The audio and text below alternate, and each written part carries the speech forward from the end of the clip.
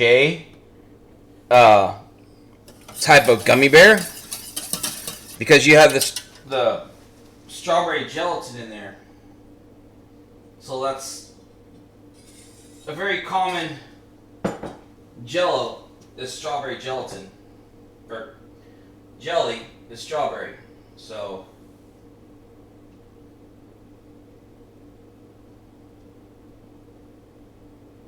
these are a little bit bigger than the last mold I had. I still have that mold.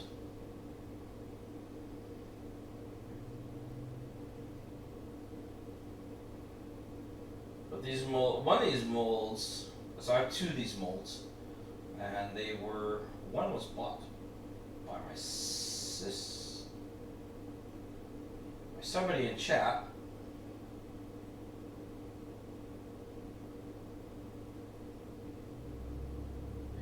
I need to. Oh, that's the one thing I need to finalize is a public wish list type stuff, so that if anybody's watching and wants to give me something, they can get me these items. I need to compile the list.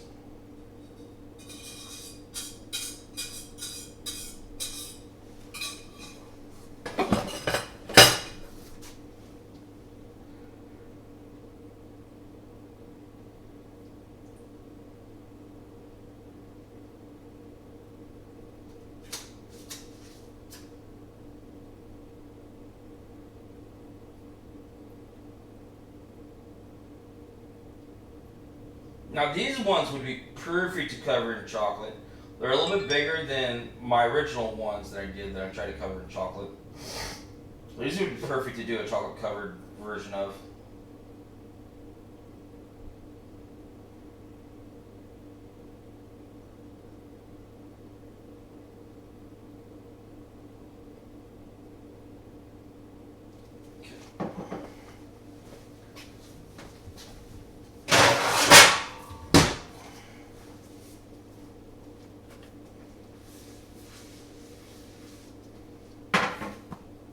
Oh shoot.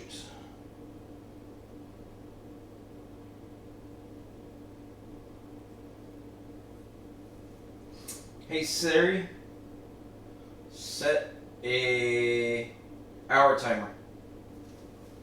Okay, your timer is set for 1 hour. Ah.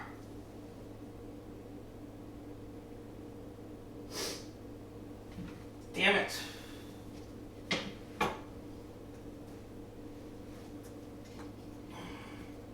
Should have put the mold on the sheet pan first. Damn it.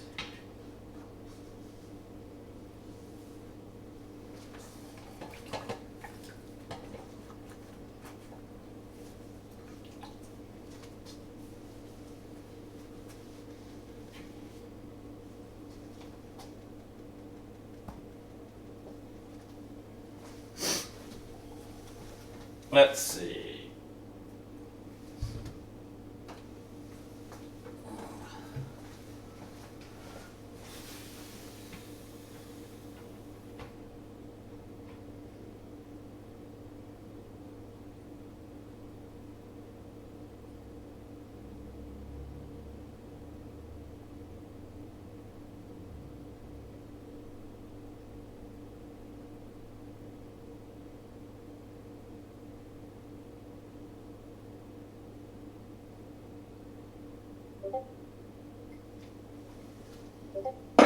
Now,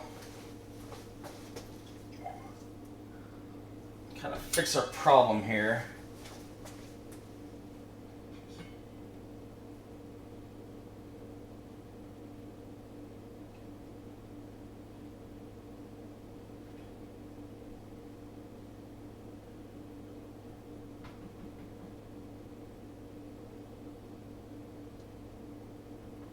There we go. So now we have to put it in the refrigerator and let it sit for 2 hours. Now, find space in my already full refrigerator.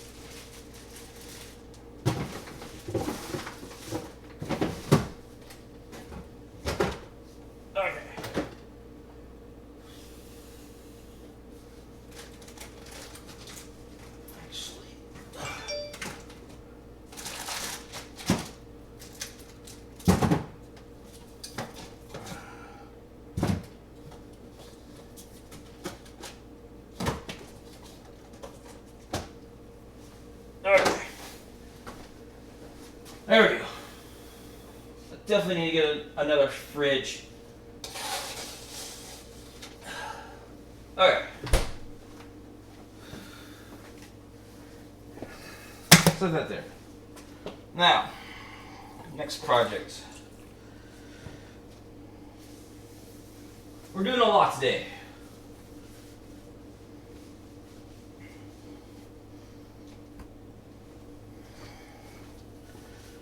Alright, so our next project is going to be, let's see.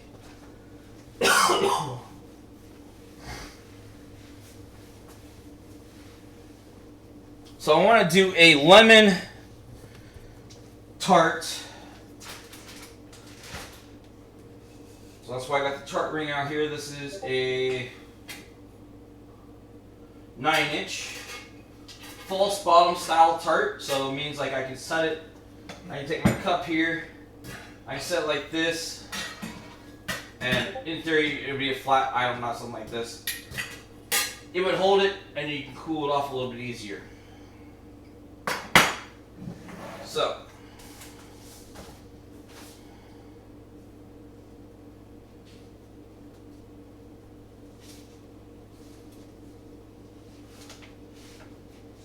I forgot when I did it. Oh, I remember what I got the chocolates for.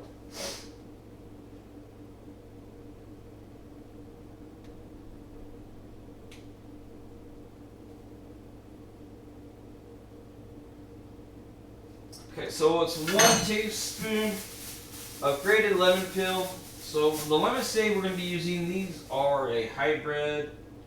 These are called pink lemonade. So we'll use 1 for the crust. Then we're going to need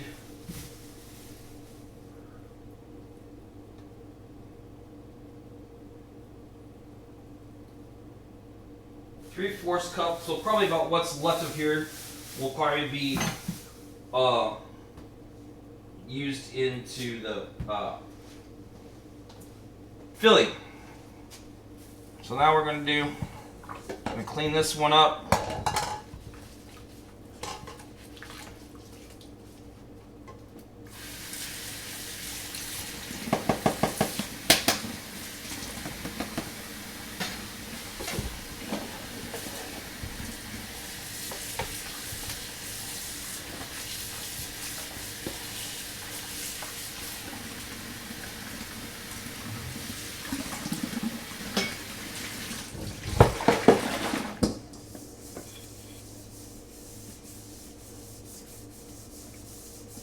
Okay.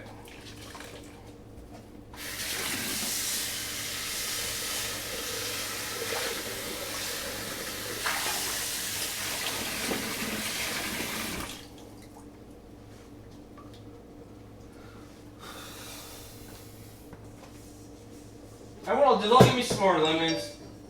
Probably some more of these if I can find some more of these. Or I'll get something different, and we'll do that meringue I was talking to people about on Facebook that I was trying to figure out some information about. Wasn't very clear on information.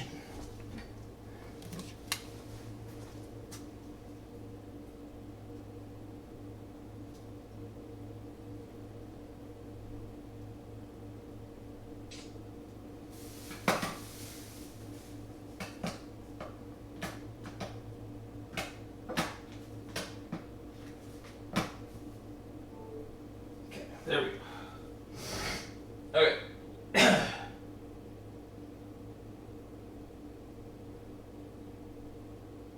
So we need 6 tablespoons of softened butter.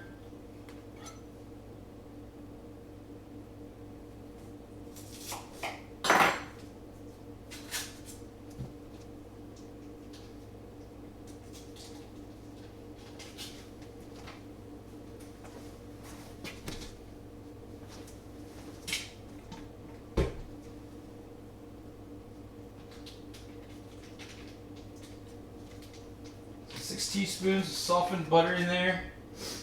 Then we're gonna get our zester out, or a microplaner.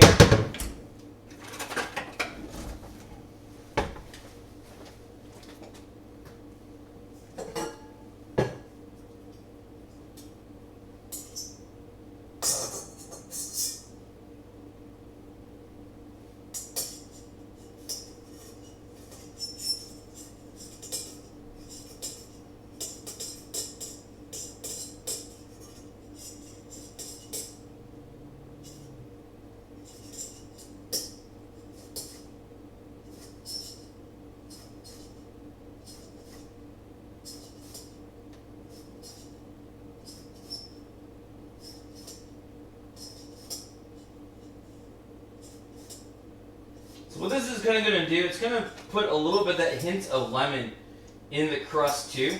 So it's going to add a little bit of character to that crust. It's going to add a little bit of flavor.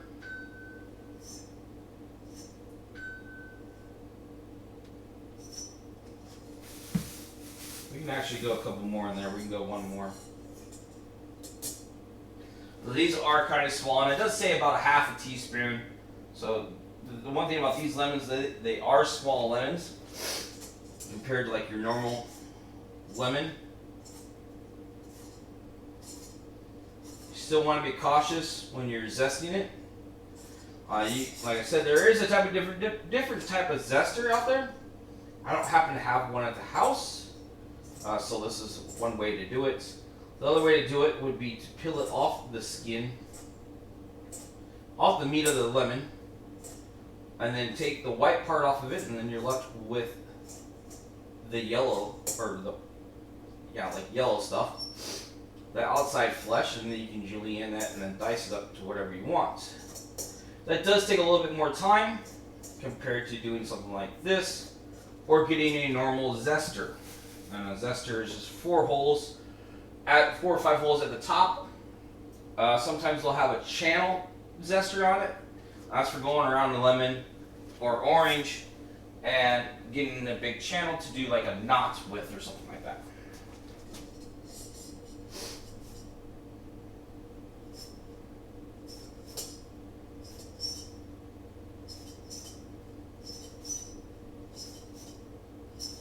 And we'll zest all the other ones into the filling when we do the filling. So that'll add a little bit of flavor, a little bit of character to it also.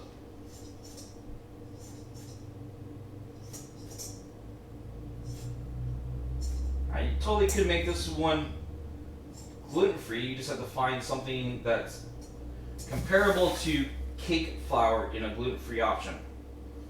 Which I don't know what would be out there would be comparable to cake flour. I'd have to do some research on that.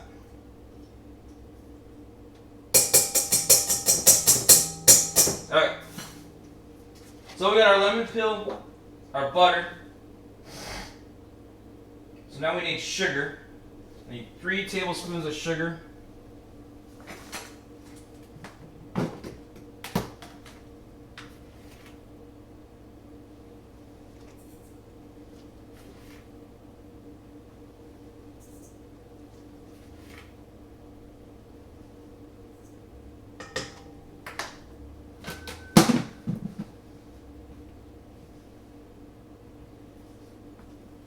It's on there. 3 tablespoons of sugar. Now we're going to blend well.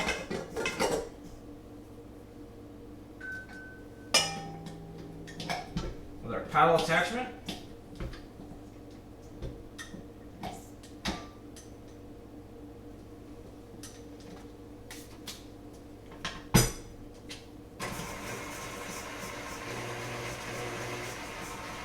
Then beat in the egg yolk.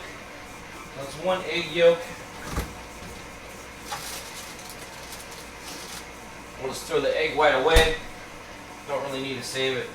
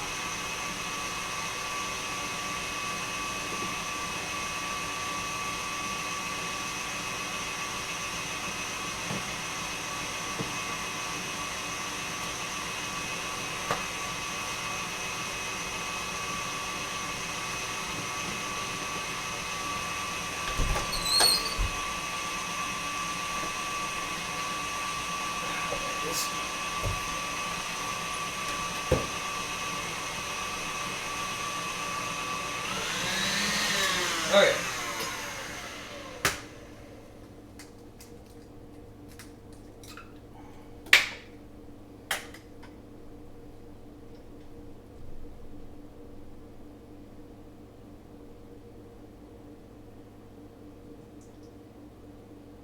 Get all the egg white off. You don't really need it. You just want the egg yolk.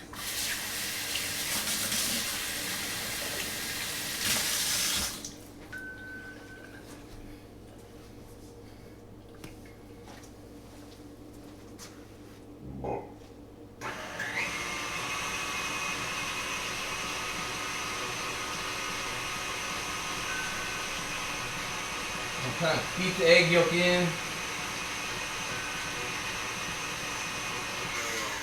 We're going to have to scrape the bottom of this because, as you see, these are designed to be off the bottom by like a dime, and this may be a little bit taller than a dime, maybe, but I think it's spot on.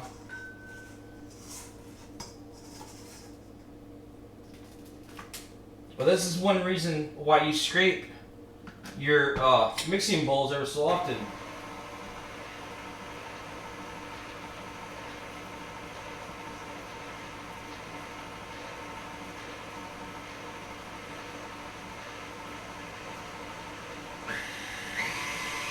Okay, yeah, I think that's what, like...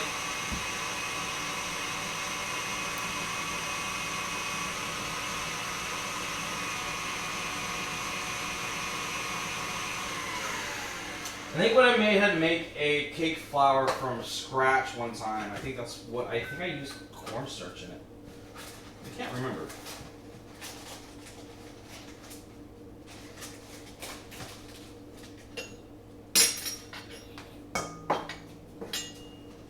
So you just take out 2 tablespoons of the gluten-free blend to gluten-free starch. Okay. Interesting.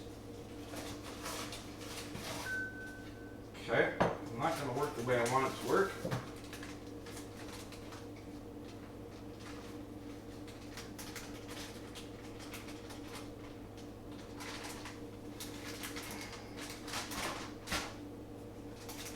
Well, just like any other flour, cake flour should be heaped like a heaping cupful.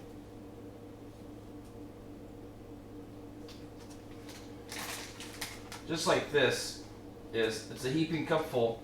So then you take the back of your knife, smooth it out flat. Which looks like I'm gonna have to get some more cake flours. Put that up.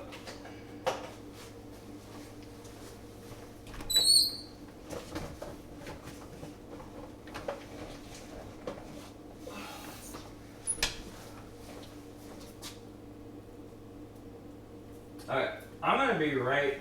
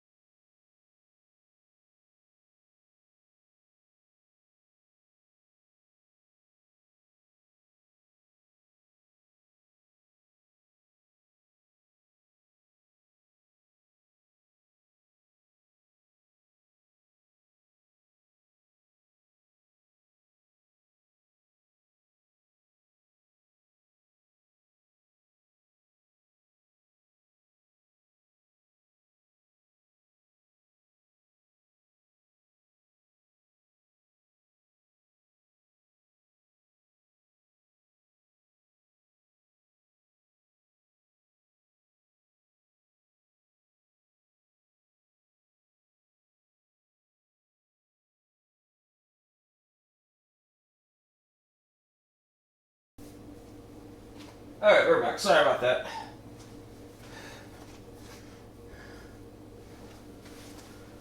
Alright. So now we're going to mix that up.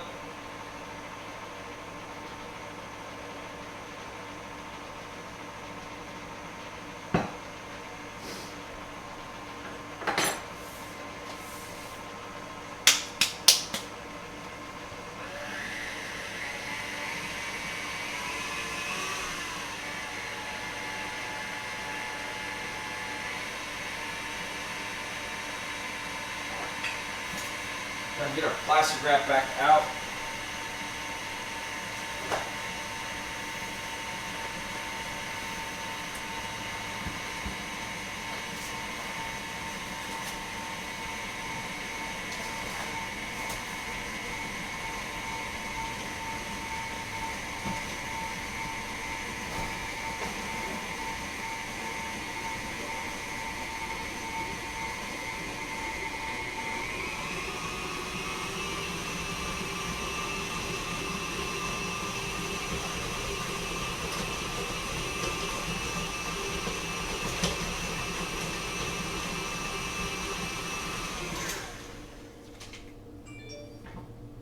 Alright, so now we're going to do some gloves.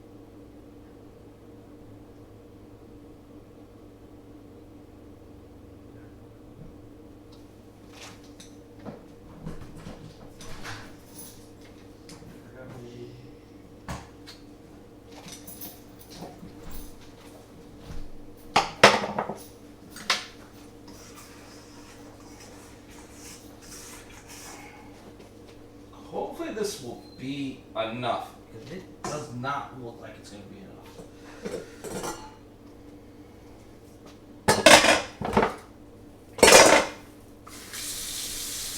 Throw that in there. Don't think we're needing it anymore. We're going to form it into a ball. Wrap it up. Put it in the refrigerator. I have to say walk-in cooler. I'm sorry, guys. I'm used to saying walk-in cooler when I talk about refrigerator. Hey Siri, set our alarm for 4:25. I set your alarm for 16:25. 4:25 p.m. All right. So while we kind of wait for that to come to intuition, so we're gonna get one of our heavy saucepans out here.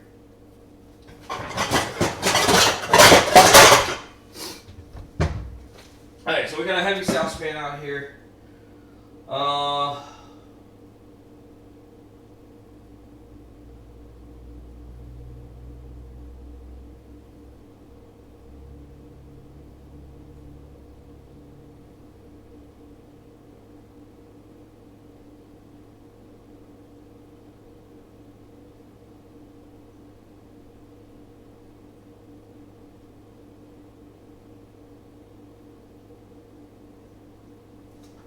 So, sugar. So we're going to throw the sugar in here first. So we need 3/4 cup of sugar.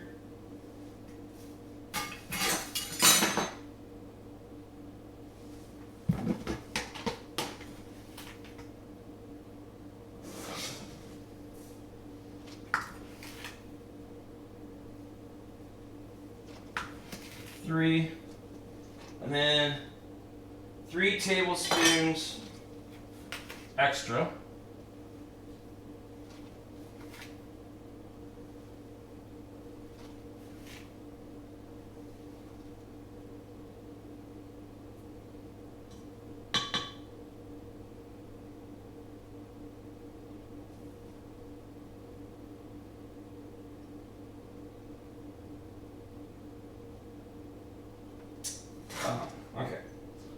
tablespoons is for the topping.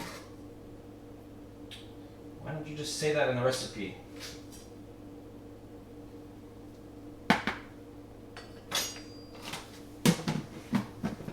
Alright, so we got our sugar in here. Now we're going to get our 4 eggs and 4 egg yolks.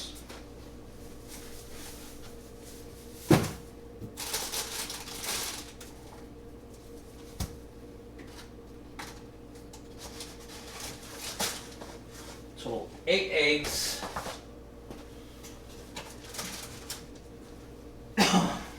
Total.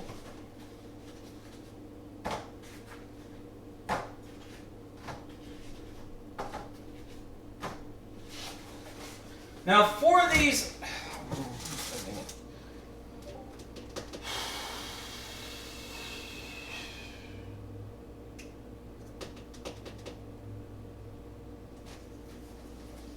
well, I'll just make my life easier. I'll just crack the egg.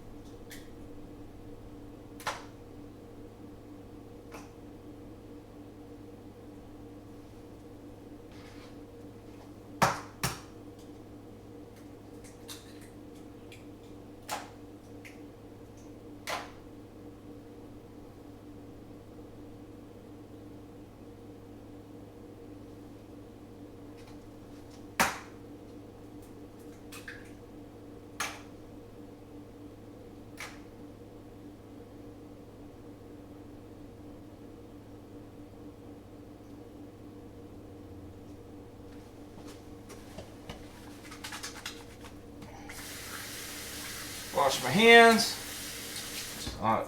Even though I'm going to be handling eggs, you still just don't want to get the cross contamination on things. Holy shit. Excuse me, folks.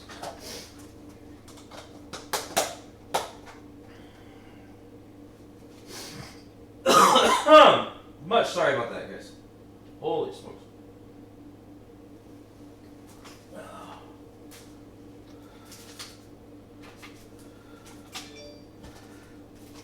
Label it, egg whites,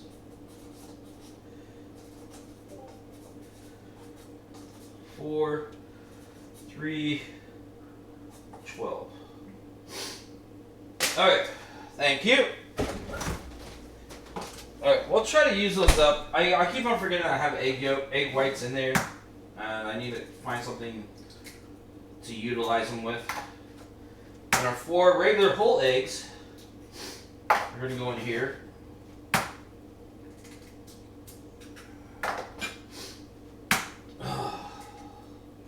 Hopefully I can get this sinus thing figured out eventually.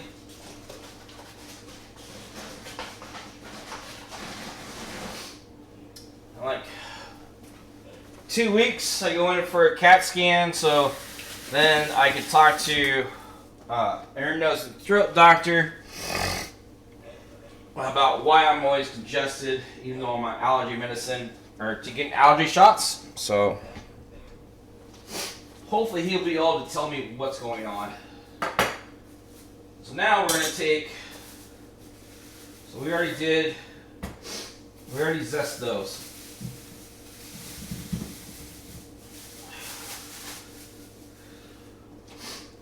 So now we need a measuring cup that I can see.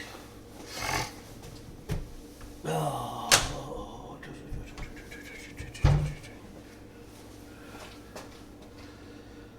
So I need how much juice? 3/4 cup of juice.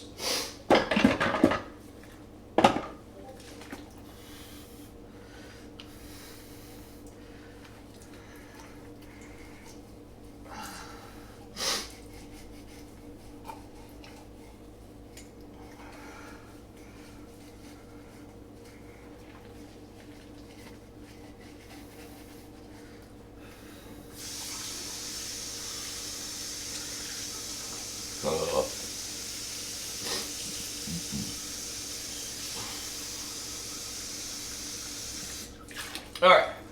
So there's our.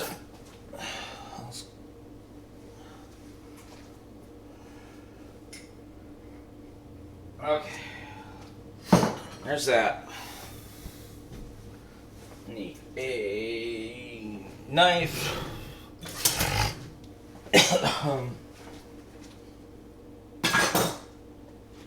Alright, let's take the sticker off the rest of these. We'll zest the rest of these into our mixture here, just to give, like I said, give it a little bit more oomph to the taste.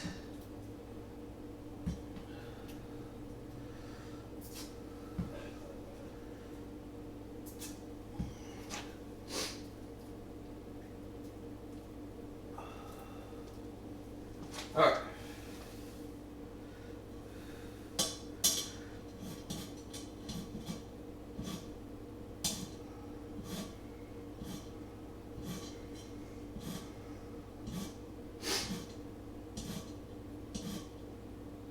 So I tried to set up the GoPro I'm thinking of buying off a buddy of mine, but he couldn't remember what the password was to that, so I need to get a device to read a micro USB card, or that I can transfer stuff to a micro USB card.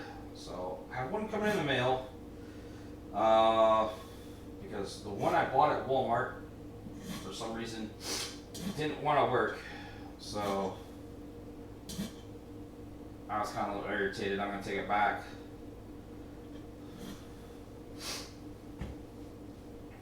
Let's see if I can get my money for it. I want to just juice, which I should be able to. Like, it didn't work, which is really weird. You know, I should have spent the money and got like a name brand one or whatever.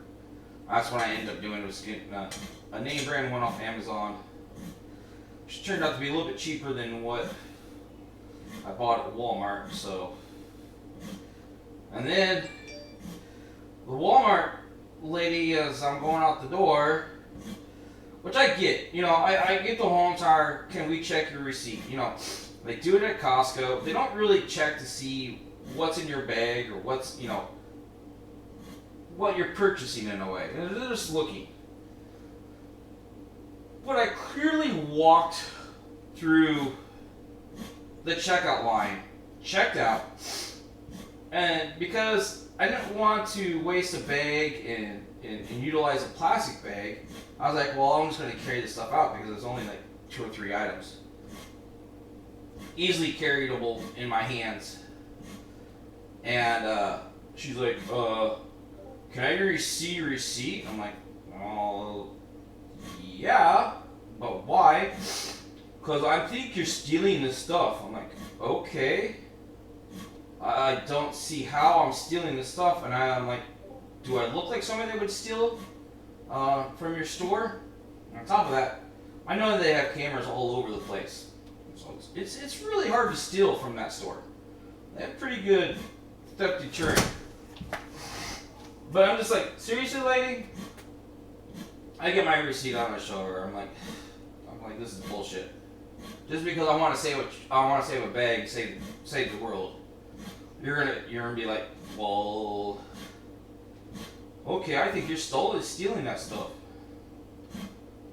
Kind of hard to walk out of a store that has detectors on everything in a way to where you can't steal anything.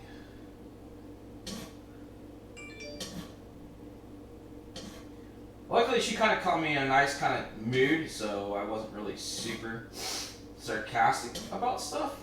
But if I would have been in a mood, I probably would have been super sarcastic to the lady. You know, it's just one of those things that I get what they're trying to do, but it infringes on a little bit of our freedom and our choice to go in and purchase something. You know, if you want to steal, you steal. You know, there's people out there that do it for a living. But if somebody doesn't look like they're a thief just because they're carrying packages out or what they purchased out without a bag, you're going to accuse that person of stealing. No.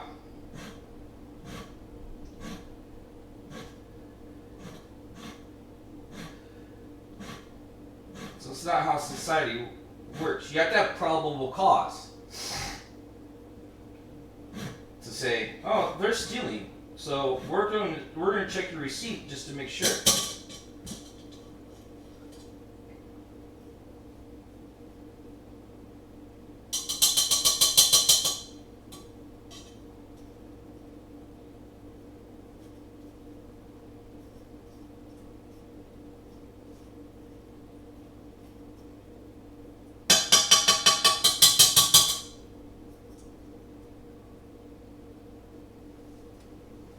Alright. So there we got. Woo! I can smell that lemon juice. There's the word I want. Now,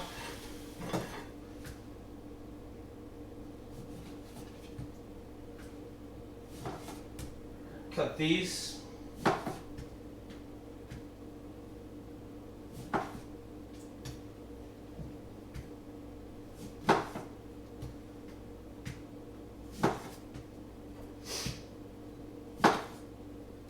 I usually just cut them in half just like that. I find it easier to squeeze the juice out of them that way.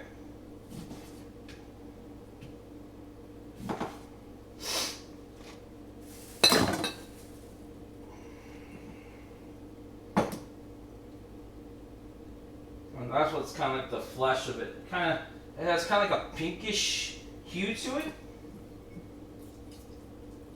Really super juicy. That's quite a bit more juice than what I thought I was going to get out of it.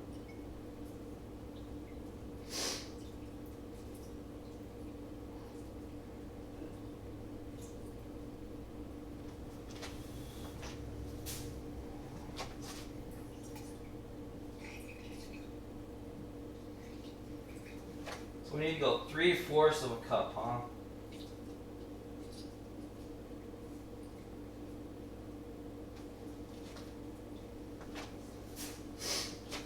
I mean, you have to add a little bit of, I think I got lemon juice in there.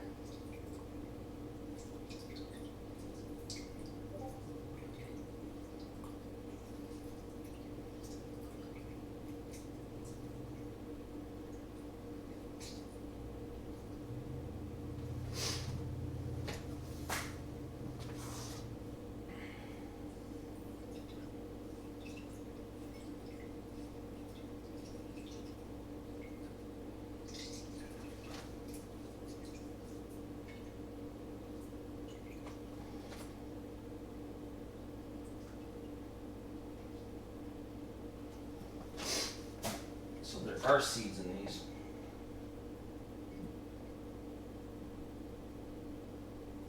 Come here, seed. Okay, I'm gonna have to, when I pour it out, I'm gonna have to get a strainer.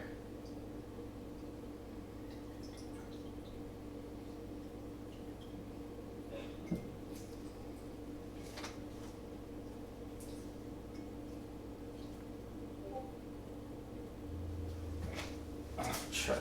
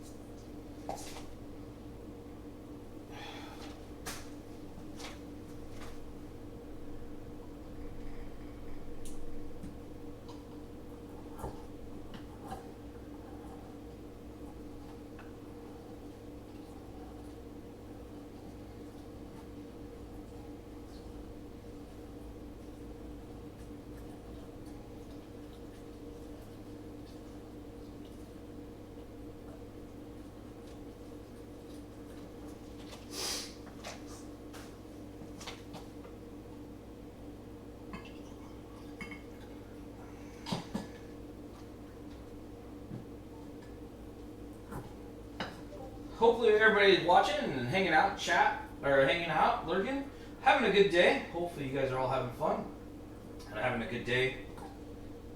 Hopefully it's nice and warm wherever you are. It's starting to warm up here in the Pacific Northwest, which is kind of nice. Which means our cruises are going to be getting a little bit busier. The fact that now that we can have a little bit more people on the boat, it's kind of good for us. So.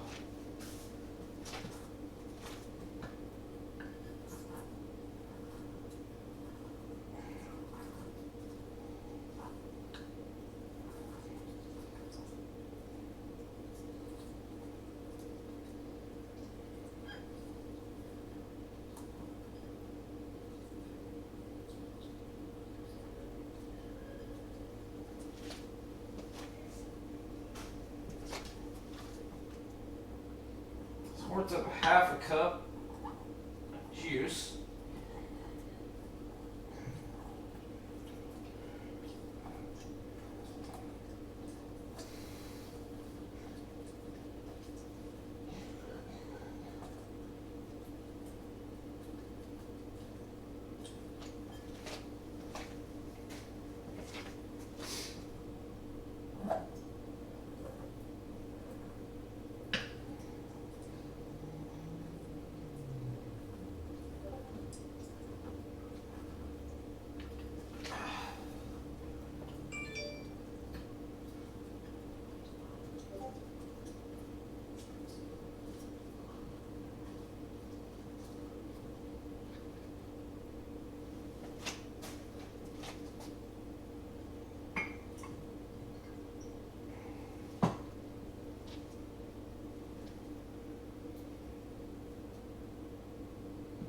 Just one more lemon.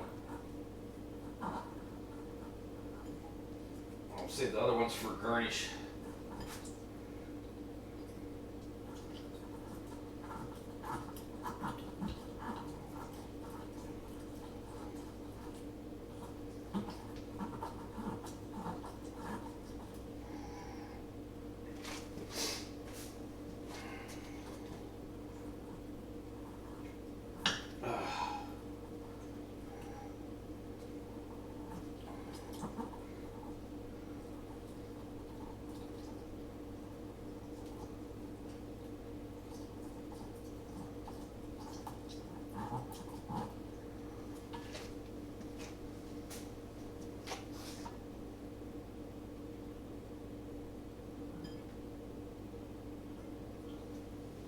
There we go.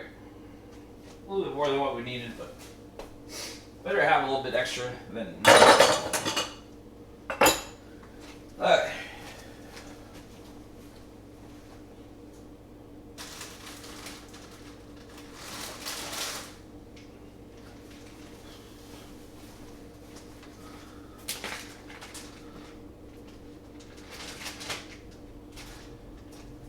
Put these in the refrigerator.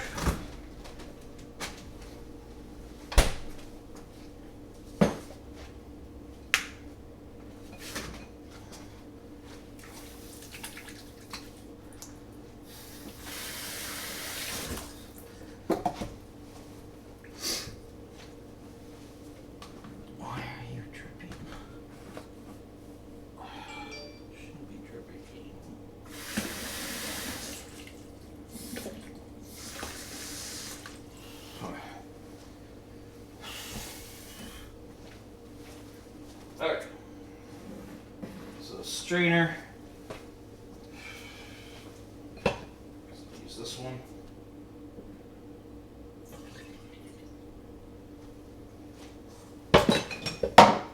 Alright, so we got our eggs, our egg yolks, our lemon juice, our sugar,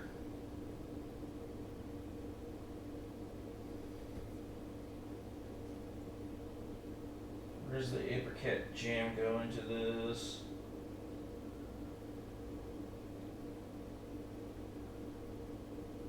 Okay, so it's good. The apricot jam's going on top of it. Okay. So crank that up, medium heat. Get a whisk. It'll come off of here. Actually, I can go with a smaller one. So we're gonna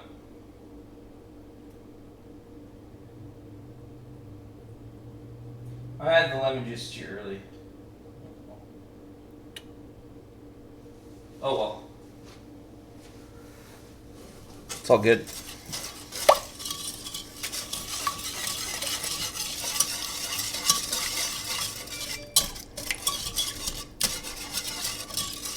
I was supposed to stir the sugar and the eggs together first, then add the lemon juice.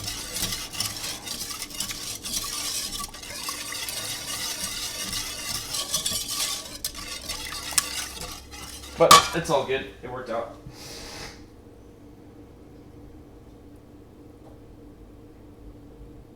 So we're going to thicken it to close to the back of a spoon, which is like called a nappe.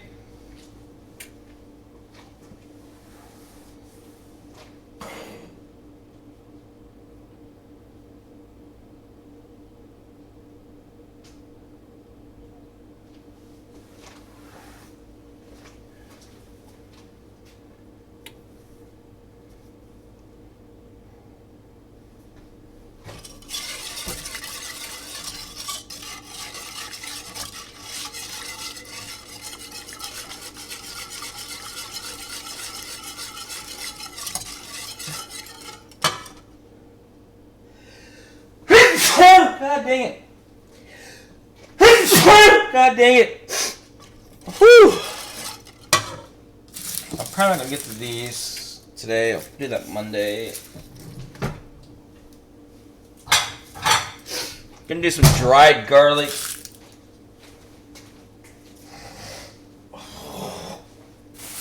We're gonna do some stuffed jalapeno poppers. And I'll do that on Monday.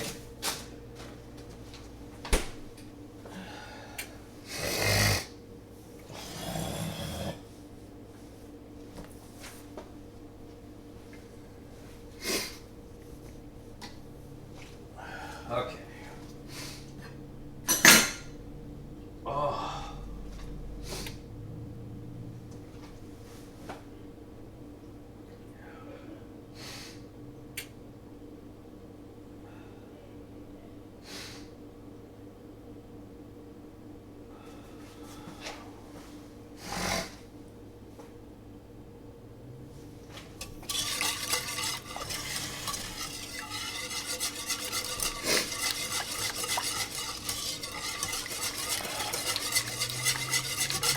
Hey Siri, how much time left on my timer? It's running at 8 minutes, 58 seconds. Alright, so 8 minutes. What do we need to preheat the oven to? 325. Sure nothing's in the oven. Move this one rack down.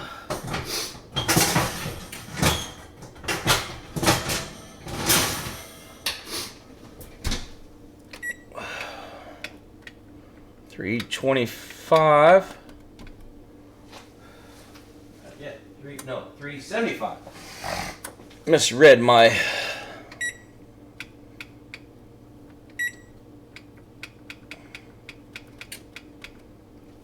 $375.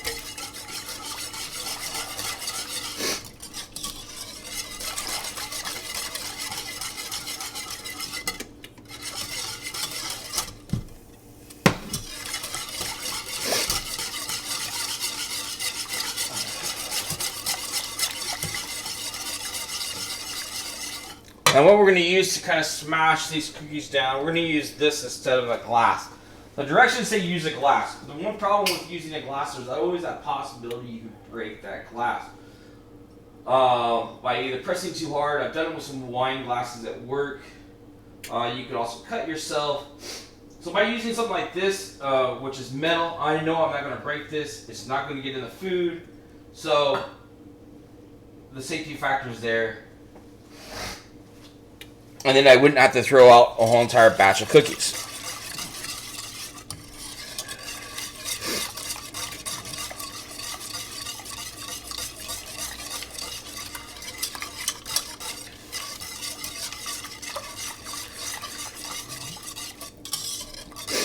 Well, this is almost like, kind of like what the recipe was that I was going to do, but it didn't really have a whole lot of instructions. This is more of a tart than a meringue.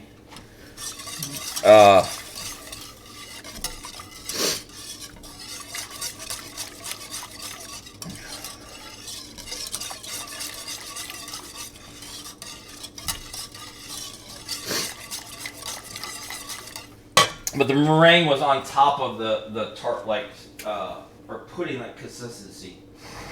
So,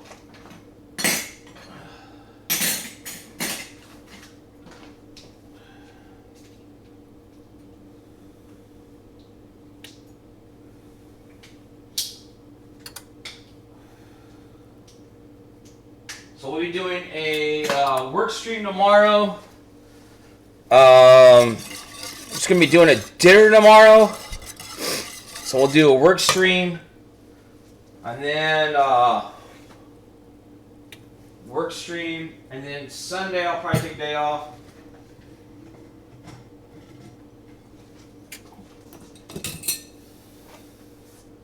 And then Monday, I don't think I have anything going on next week that I can remember off the top of my head.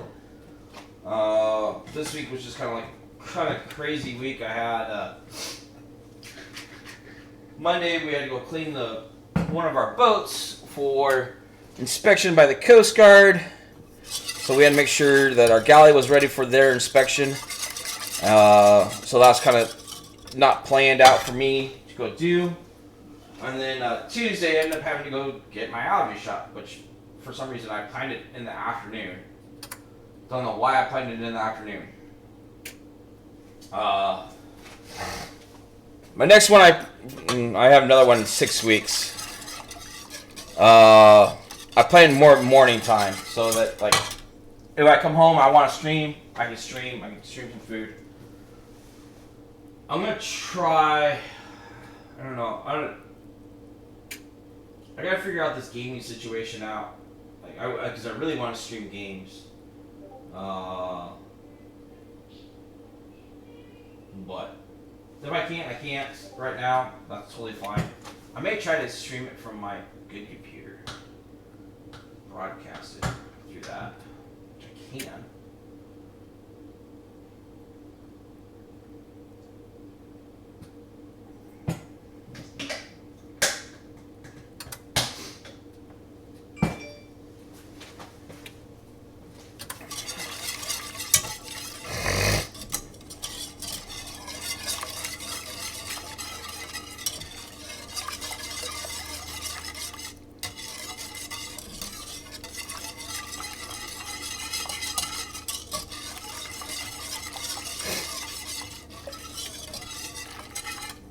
That's got a lot of ways more to go. That's kind of like why I'm happy. I'm fine with doing this one now, because you actually want it to cool off.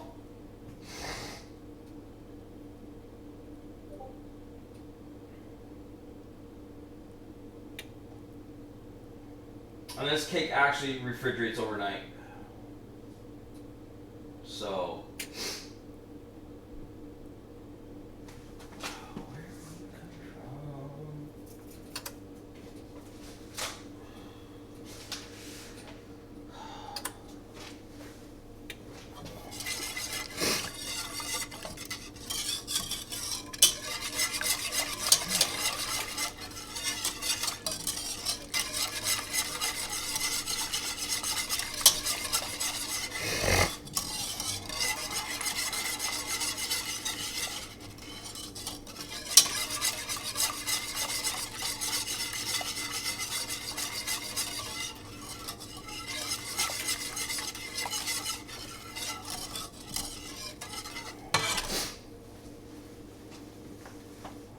So, I'll take these away, don't need these right now, because it was Monday.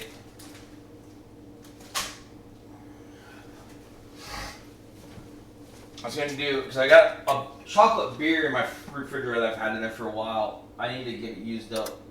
Hopefully it hasn't gone bad. I don't think so, it hasn't been opened. So I got chocolate beer in there that I need to get used up. So I'm going to make some chocolate beer brownies. I'll definitely do that next week. And then I need to figure out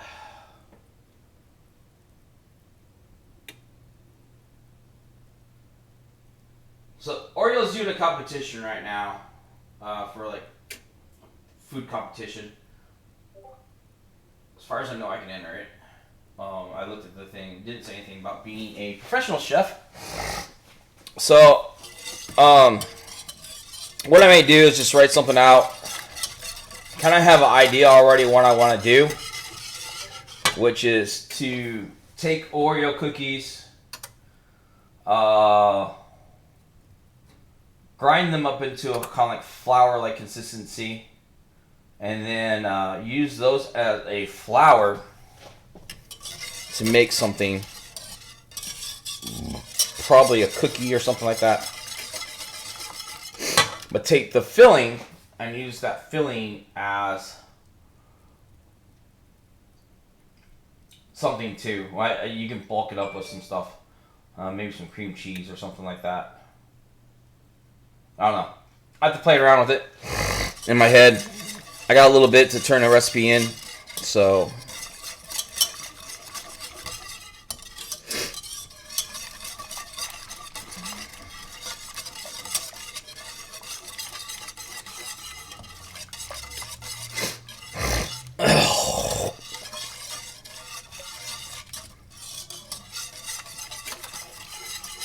I need to test it out first before I do anything.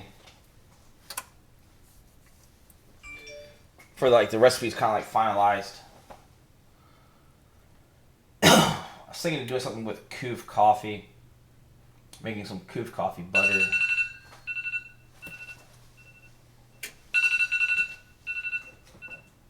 All right. Right, you can't. But so like the one thing that they ask is you just whatever you're gonna submit has Oreos in it. So that was our timer for the cookies.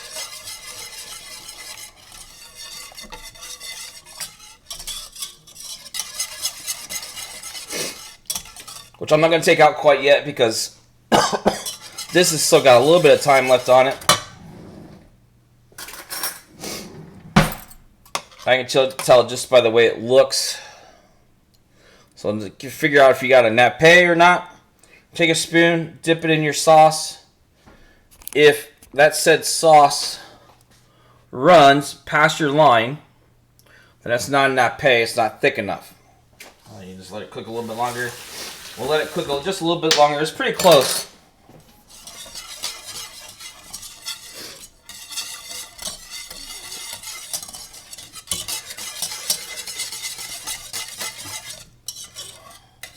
And the reason why you want to kind of like stir this almost all the time is that you can create scrambled eggs. And your scrambled eggs will be a lemon scrambled egg.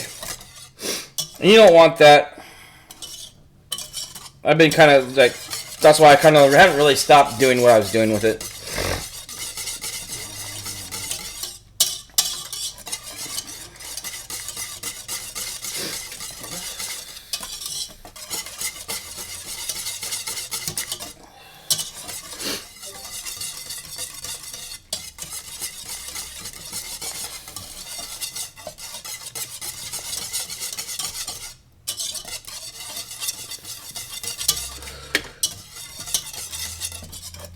Alright, we'll just let that sit there. That should be fine. Yeah, that's better. Alright, so I'll see how that... Ooh, that's hot. That spoon doesn't really run down the spoon. It's pretty well staying there. That line is staying there. That's what you want when you're doing a nappe. Alright, so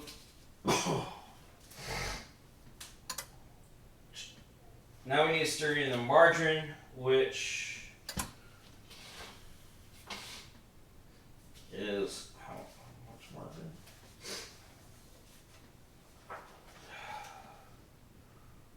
4 tablespoons.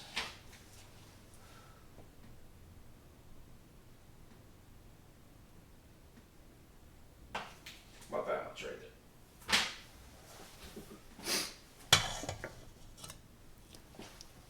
there. Okay, so we got 4 tablespoons in there. Stir the butter.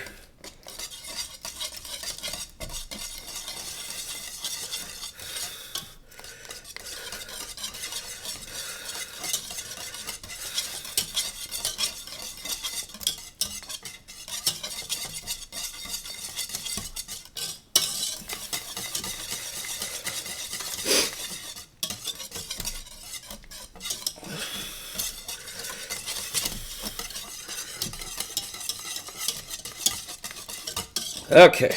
So we have the butter in there. So now the cookies. So we're going to get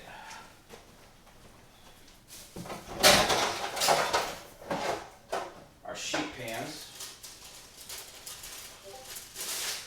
Now these we're not going to dip, we're not going to put in the freezer like we usually do. The sugar cookies don't usually do. You can bake sugar cookies right away. And that's actually the best way to do sugar cookies. Alright, so we have put these down, don't need that up. So we do need a, let's see, bowl flattened with a glass dipped in sugar on a something cookie sheet. Bake. Okay, so get a bowl. Put a little bit of sugar in this.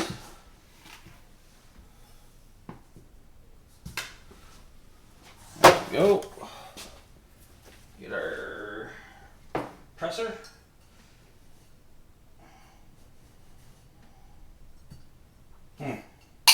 That's not going to work.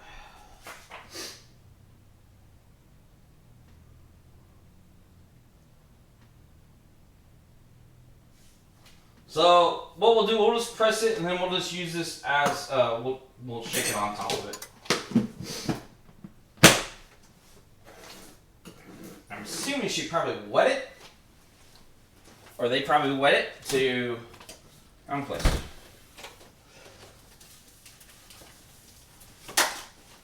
Oh.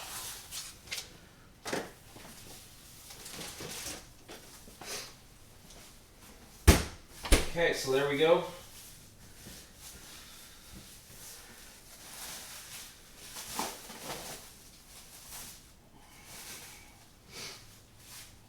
Our cookie dough. Put some gloves on. Get our bench knife out, because this is going to help. A bench knife is going to help us out here. So, bench knife is going to kind of do 2 things for us. It's going to help us kind of control the size a little bit. You can do this with a knife too.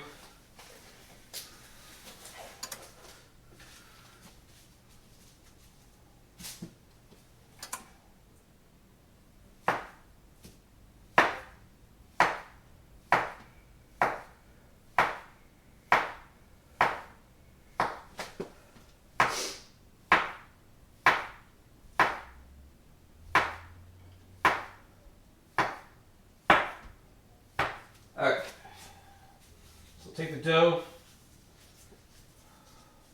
roll it into a ball,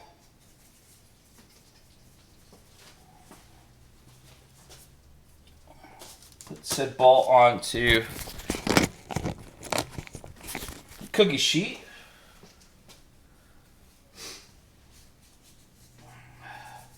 These are Earl Grey sugar cookies, so kind of like micronation in a way.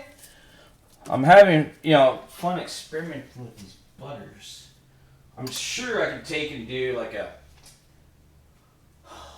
what would go good with chocolate? Like a savory item that goes good, that pairs well with chocolate. Cheese. Make like a cheese. I don't know if I'd be able to make a cheese butter. I'm sure I can figure something out.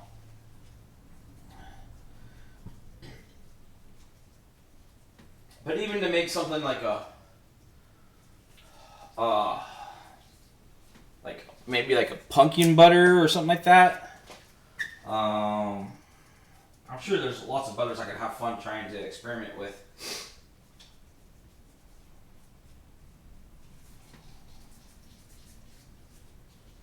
Like a jalapeno butter. We could totally do that. That would be kind of a kick-ass kind of recipe to do. Jalapeno butter.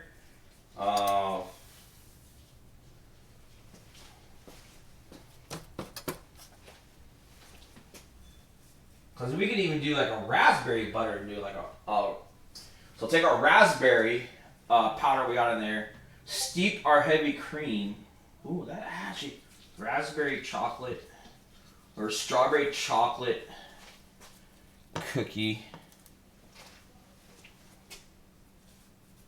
See, my mind's already thinking about stuff already.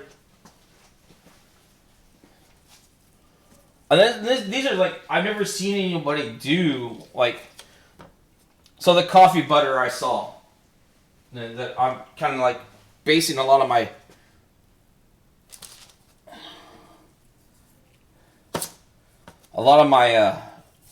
cookies or my butters off of. Yeah, somebody's done it. But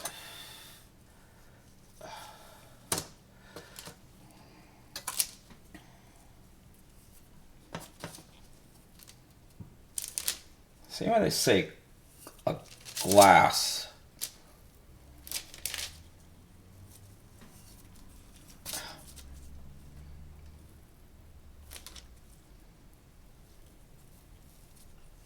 Because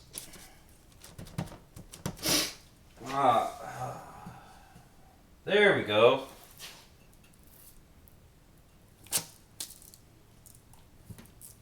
All right, I gotta figure it out.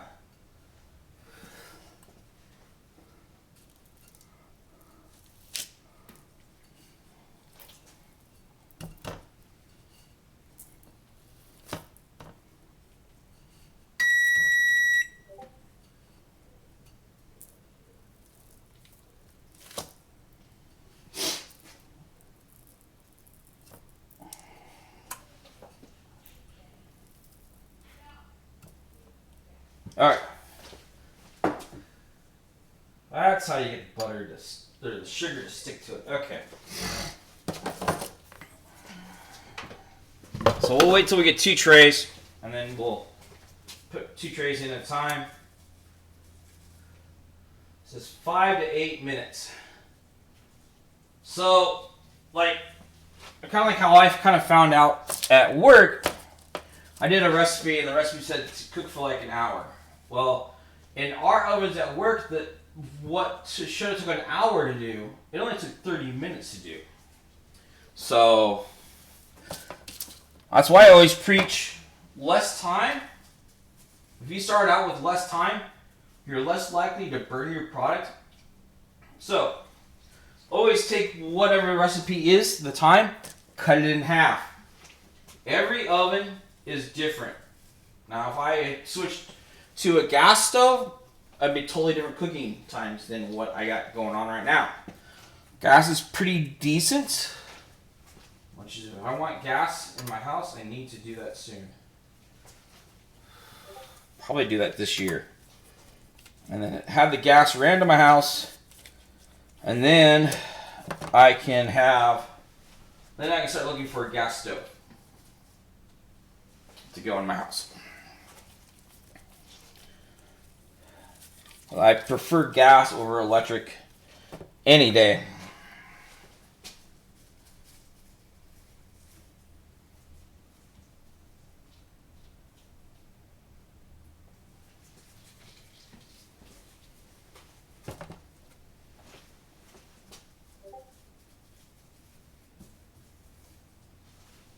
I'm not sure these are the exact size, like what, that's the one thing too, is like a lot of your older time recipes, they don't give you exact sizes of what cookie they were doing. So I'm just kind of guesstimating here a little bit on cookie size. I think this is a perfect cookie size.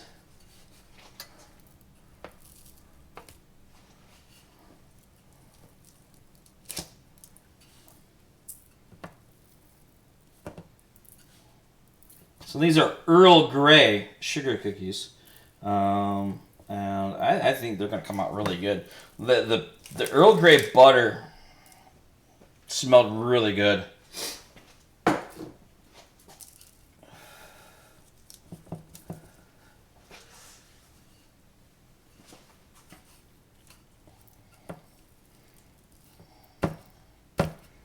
All right.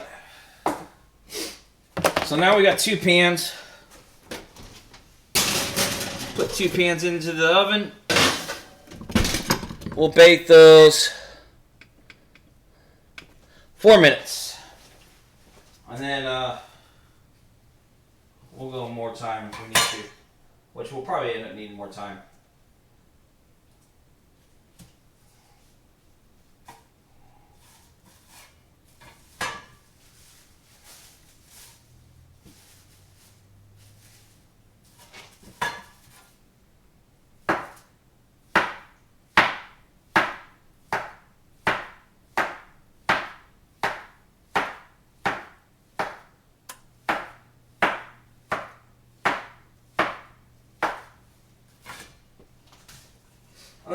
The fun thing I learned, learning on how to make these butters and stuff like that, is I can eventually take this stuff and I can like transfer it over to doing a cake or something like that. So there's always options for learning how to make your own butters. Like if you're doing like, say, like our lemon custard tart. So like that, it could like the butter for that, we could have lemonized that butter, and that lemon flavor would have been like tenfold. So there's always things that you can do. Like you could do almost like a carrot cake. So kind of play on carrot cake, you make carrot butter.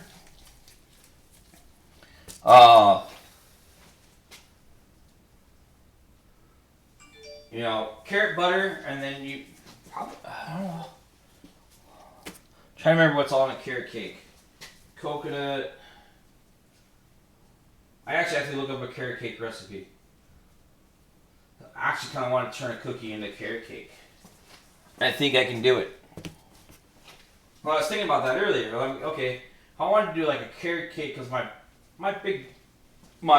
main boss, not my main, the owner of our company, he likes carrot cake, and so I was kind of like thinking, maybe like a carrot cake cookie or something. But like I'm gonna have to make like a butter. I think a butter made out of carrot would probably be the best way to go. So taking the dried carrot that I got, turning that into a powder, and then throwing that in the heavy cream.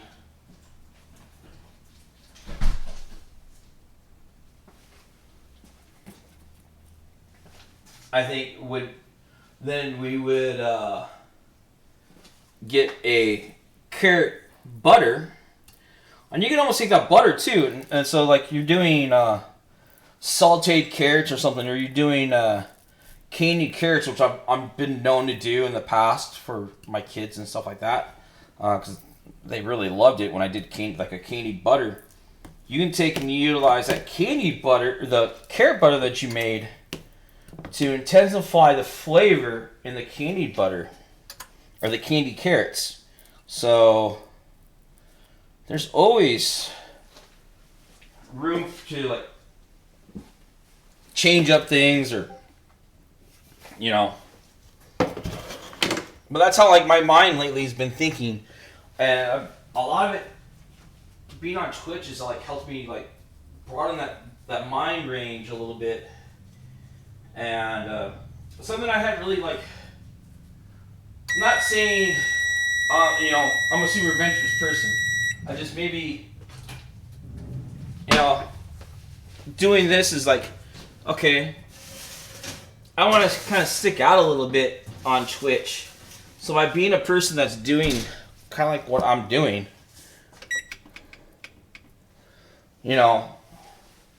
inventing new things, inventing new butters.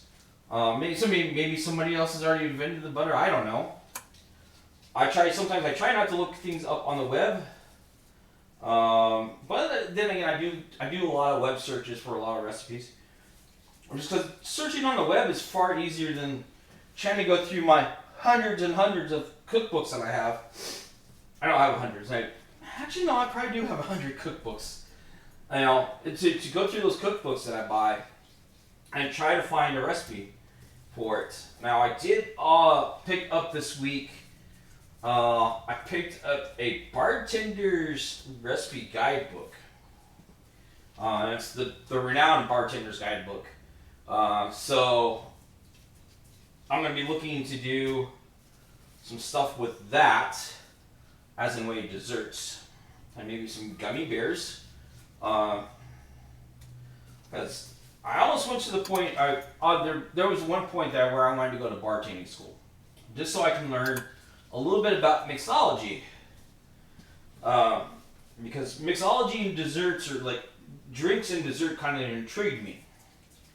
Because I'm like, okay, so I can take a tequila sunrise, make that into a drink, or make that into dessert, and you can get a tequila sunrise dessert along with your normal tequila sunrise, and you got the best of both worlds in a way. Don't know what type of dessert it would be. It could be. I saw a tequila sunrise dessert. Probably you do like maybe like a parfait, where you can marry those two flavors together, or you do a souffle, where you can kind of marry those two flavors together in a souffle. You can do a cake.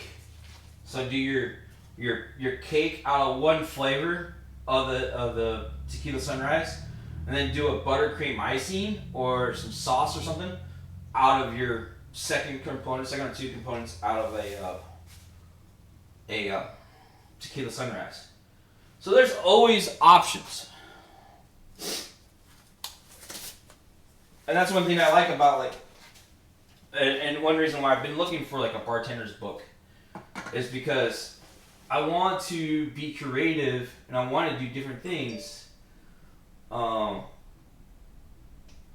I wanted to take that stuff, my knowledge of it, or my knowledge of baking, and take that drink and make a baked item out of it. I think it's going to be fun to try to do some stuff. We still got our Versus series that we're doing. So I don't know what we're gonna do next on that. I think I got some wings in there, so maybe we'll do some wings next week.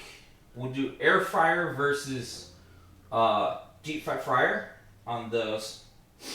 Don't know, not quite sure what we'll do with those yet. Like if we'll do like just a simple marinade or something like that with them. So that's thickened up really good. That's kind of like what you want out of it. So see how thick that is? That's super good. It's got a little bit of lump to it, but that's totally fine. So we'll set that there. It's because we're not quite ready to bake the tart yet. And then with the tart, we're going to blind bake it. The directions said put a piece of foil over top of it, and blind bake it. I like to use weights when I blind bake. So I have dried beans that I utilize for blind baking. Oh, those are sexy. Kind of hard to tell if they're done.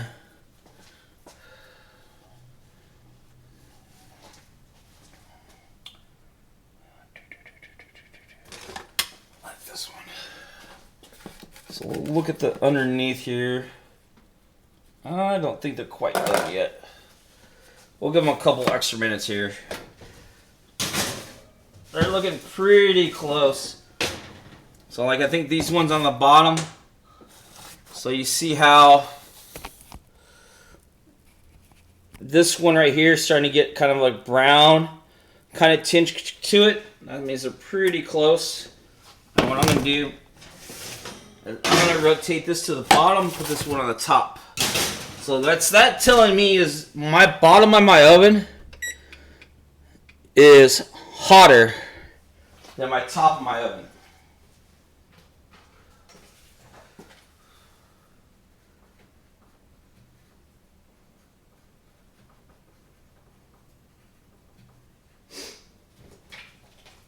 So the one thing I was thinking of doing is, now that I got a new printer, and that printer has a scanner in it, I can scan all these in and create a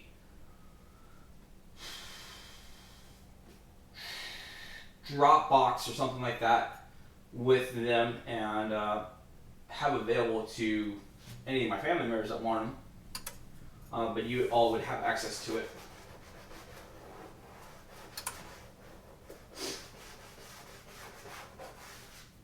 And I may give them out to, give it out to other people too, you know, because I like sharing recipes.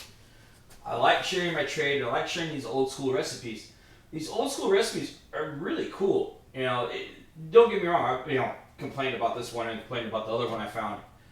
But for the most part, a lot of the recipes are pretty spot on. They have good direction in them. At least all the handwritten ones, for the most part, have decent direction in them. But that was just how they cooked back in the day. You know,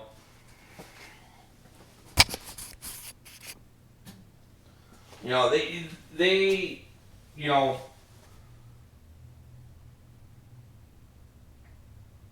they follow directions, but not really in a way. I know a lot of chefs do the same thing. You know, when I'm baking, I try to follow a direction that, especially if it's something I've never done. Now, this no roll sugar cookie, I've never done this version of a sugar cookie like this, and it's turning out pretty darn good. I'm actually pretty happy with it.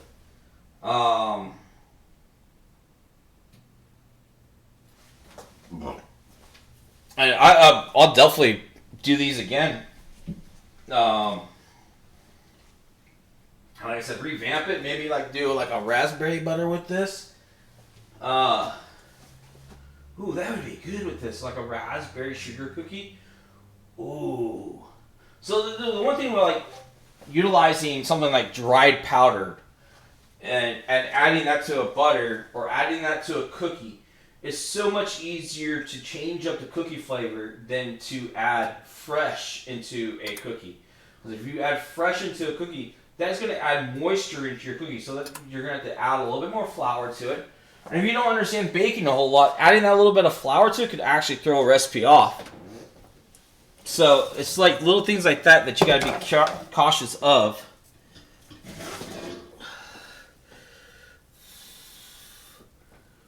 I think those are good right there. Alright, we'll put these in there. Okay, let them sit for a little bit. And then, they're still going to be nice and soft. They look good.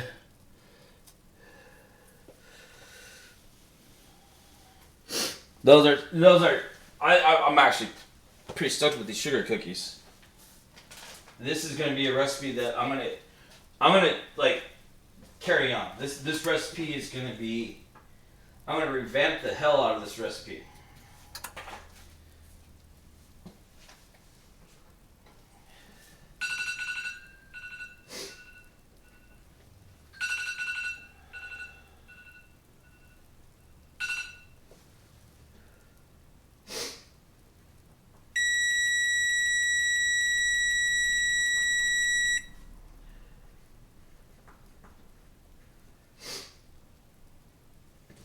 Okay. Ah, damn it. We'll stick to a 4 minutes timing.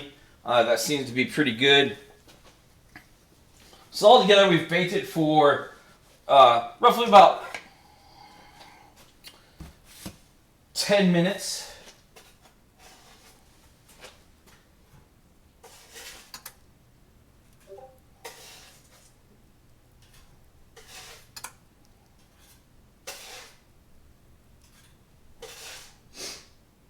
And then, like I was talking about, how you can take a flavored butter. Say you want to do a buttercream on a cake. Well, it's kind of hard to. Well, you can drop flavoring into that butter if you want. But if you want kind of a natural flavor, you can add a little bit of dried raspberry powder, strawberry powder to it, blueberry powder, whatever whatever you want to make. You can add that to the buttercream, and you're going to have a little bit better flavor.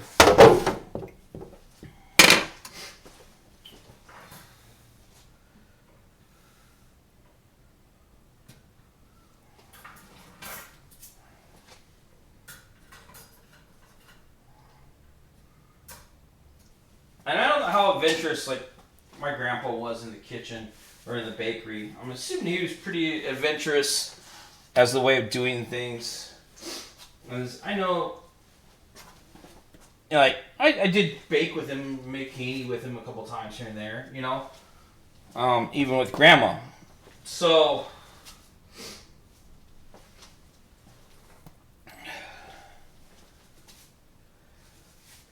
I just wish I kind of would have known that I was going to go into this kind of field, and I would have tried to get a lot more of my grandpa's stuff. I would have asked for a lot more of my grandpa's stuff, and try to. And I probably could still get this stuff if I talk to the right people. Because he did have a part in a lot of the recipes went back to. So, something I'd have to talk to family about, trying to get that information in my hands.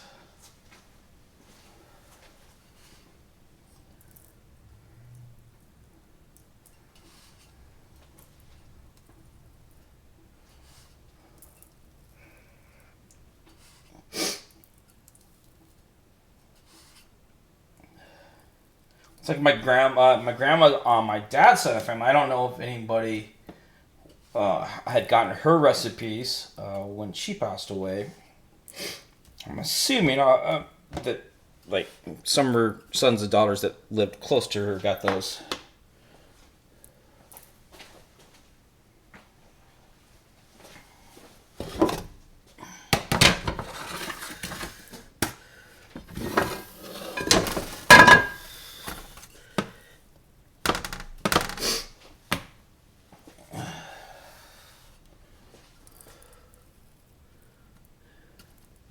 So we'll cook these both at the same time.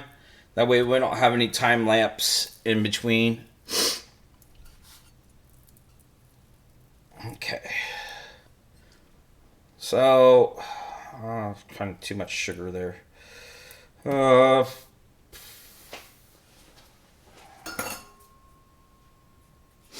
Should be fine.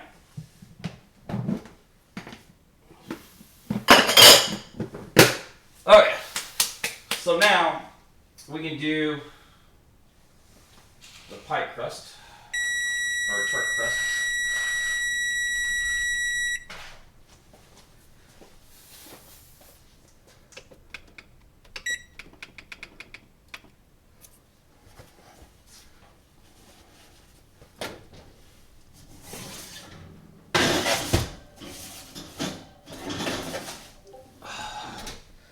All right.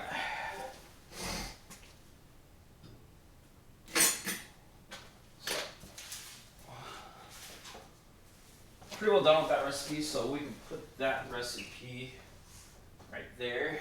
So I know, because I need to write that recipe out, so I know what's going on with it. All right, so now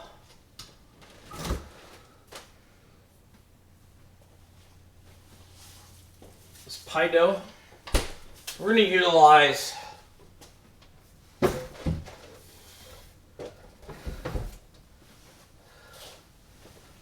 this silicone mat here.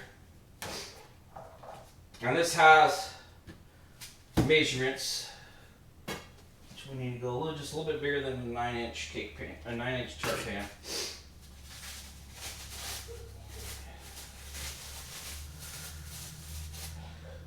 Take our dough. Take our rolling pin.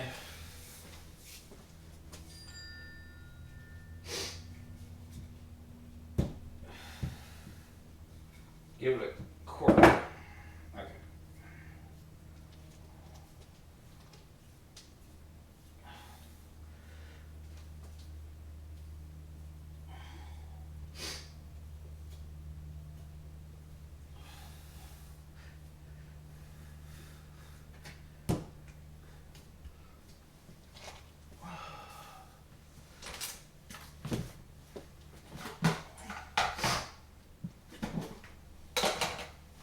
Flour.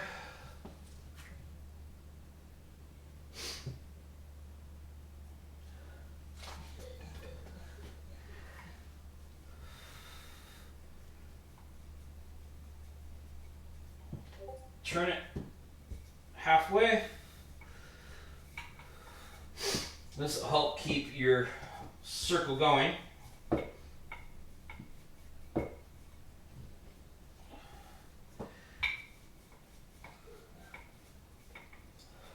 If you start getting some cracking, just mend it together.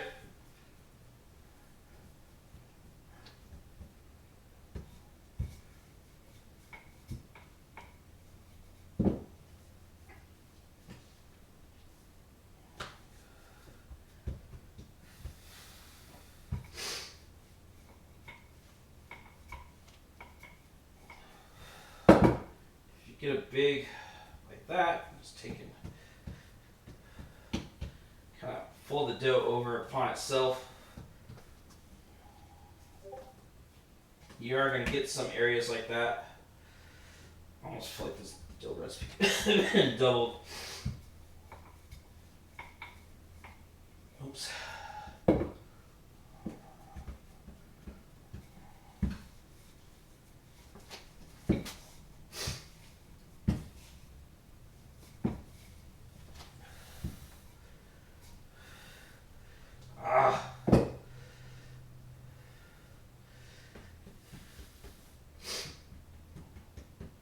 This is kind of one good thing about tart dough. It's pretty forgiving sometimes. You just want to watch the thinness of it. You don't want to get too thin. So there we go. So now what we're going to do, transfer it like that. Take this, roll it over.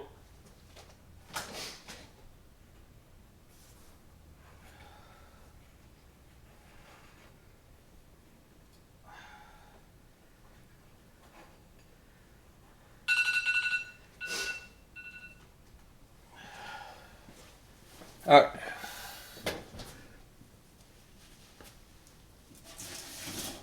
2 extra minutes, and those ones will be done.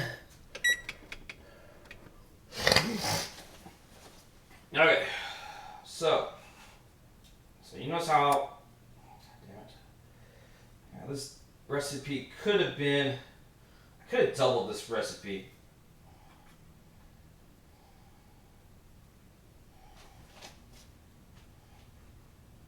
I had a feeling it wasn't going to be enough.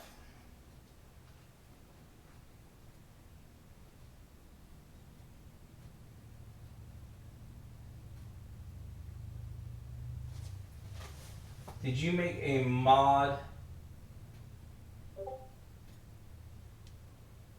I made you a mod mostly because I know who you are. And for the most part, when I do stream, I know you're usually going to be in here. So mods usually go to people that are trusted, people that show up in stream quite often, just like a VIP. Like some people will make people VIPs and mods. So what it is just saying, I know you may not know a whole lot, about modding and stuff like that. Uh, but I know if things get, pretty hectic, if I ever get on the front page, I'm going to need people that I can trust to watch my back, because front page always brings out the trolls. And luckily, I've not had a whole lot of trolls come to the channel, which is pretty good. Which, me being kind of a small streamer, is kind of helping that out a little bit. Not too well known, but you can still get trolls being not too well known. But you're there mostly to kind of like have the streamer's back. If somebody's being rude in chat or something like that and the streamer don't see it, the mod is there to implement a ban hammer on that person or time that person out. And the streamer can reverse that decision if he wants to, him or she. So, for the most part, a streamer will understand what the mod has done because they know what to kind of watch out for. A lot of times, the people that are be kind of trolly are the people that, if you click on a name and it's like just made, this name was just made, or they don't have, I usually watch out for the people that don't have a crown beside their name. Not saying anything against people that don't have a Twitch page or whatever. The crown just signifies that you stream. That's all that crown kind of signifies.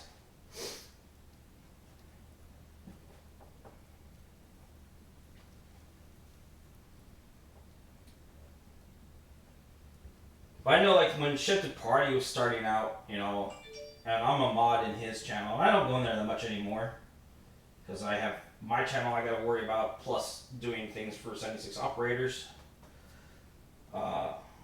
So I don't go to his channel much anymore, but he knows that I still kind of support him. If I am in there, I can mod for him.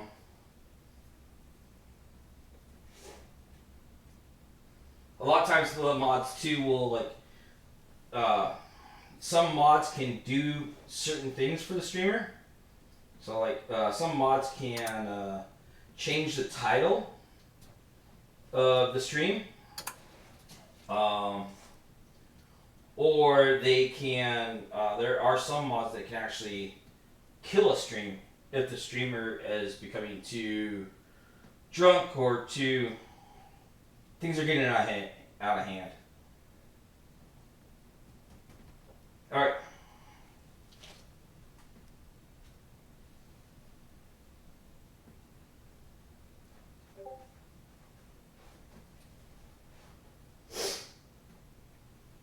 And if you're ever able to click in the left-hand corner of your, I don't know what you're watching me on, if you're ever able to click on the left-hand corner of your screen where it says live, and then it'll say 3 viewers or how many ever viewers that you got viewing you. You can actually kind of go through those names, but some of those names are bots, and some of the bots are good bots, and some of them are bad bots, but it's really hard to tell sometimes. So I try to leave them alone. If they become nuisance, then I'll deal with them. But and then if you see anybody in anybody's chat that has a wrench beside their name, that means they're a Twitch employee. And you can see so if you were to click on, say, the 3 people that are viewing us right now, it has broken up into kind of different stuff. One is VIPs, one is mods, and then the streamer. But above where the name of the streamer is going to be, that's where you would see the Twitch employee's name. Well, the usually only time that Twitch employee will come around is if you're going up for partnership. which I'm pretty far from that right now. Yeah, a lot of people don't know. The only reason I know it is because, like, when Chef Party was trying to get partnered with his stream, it came across in his stream. So there's a couple of different types of weights you can utilize. I utilize dry beans.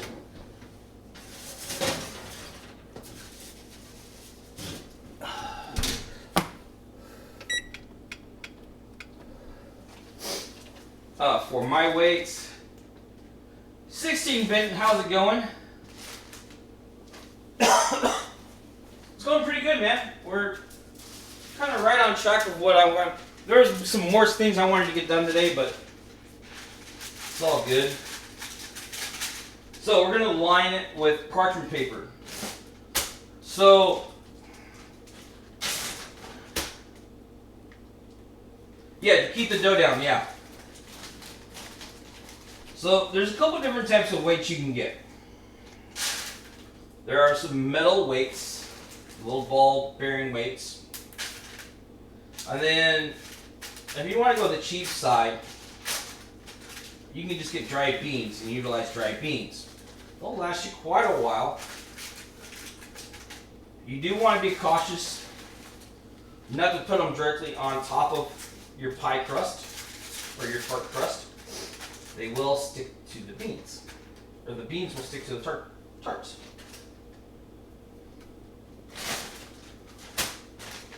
And they can go bad because, so if they come in contact with fat, that fat is what will go bad on the beans.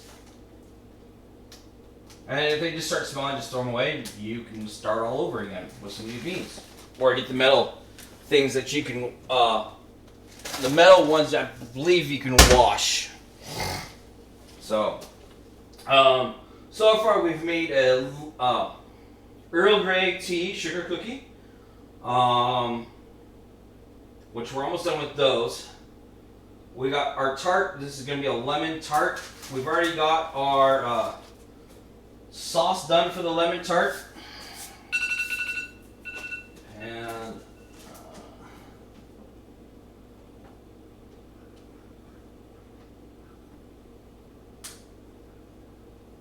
stop.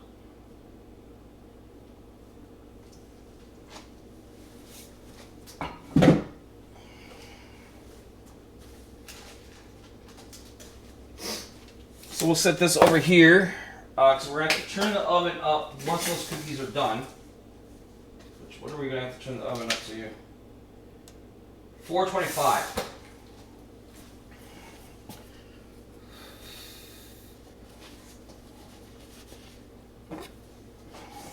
Yeah, these are kind of like my own kind of creation.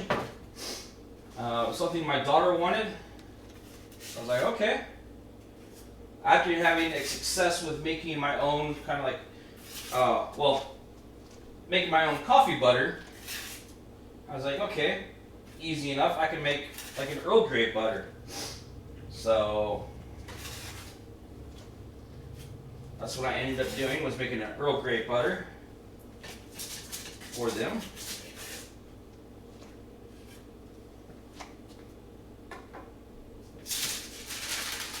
Yeah, these are pretty decent sized ones.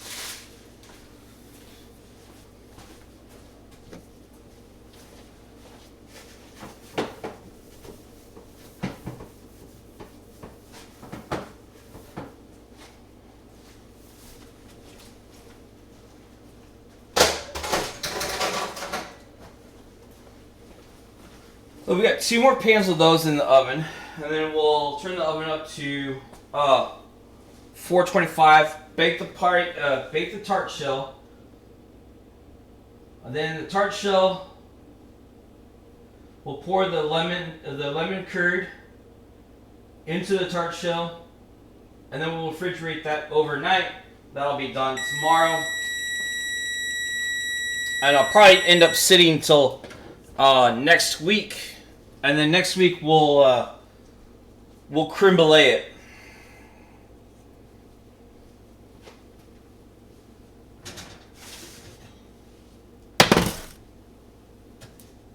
And what I mean by creme brulee just means like burning the sugar into it.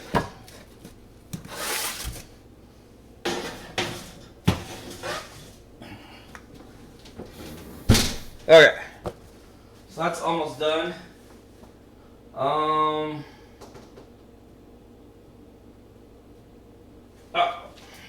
so we can get rid of this. Put the lid back on this. Need that anymore. This can stay here because I know I'm going to need it. We'll bring out our other things that we did. So it looks like these could have. Actually, no, they're pretty good.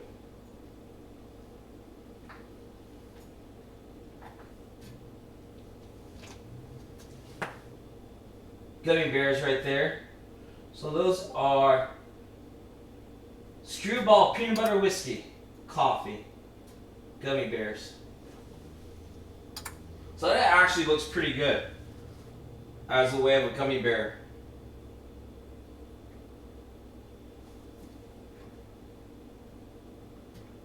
We'll give this little bitty one a try. It's kind of like a little baby one. It's not fully formed.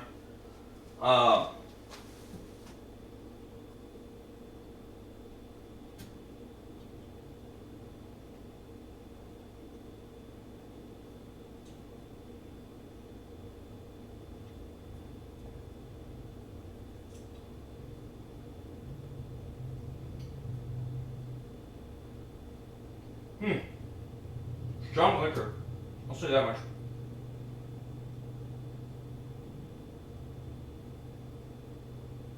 Get a little bit of coffee.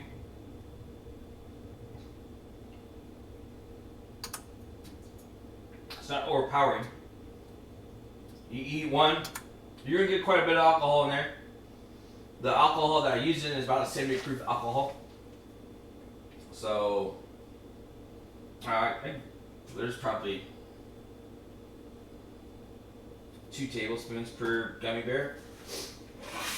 So that was kind of fun. You know, it's something like I've already done this before. This is kind of like a revamped version of it in a way.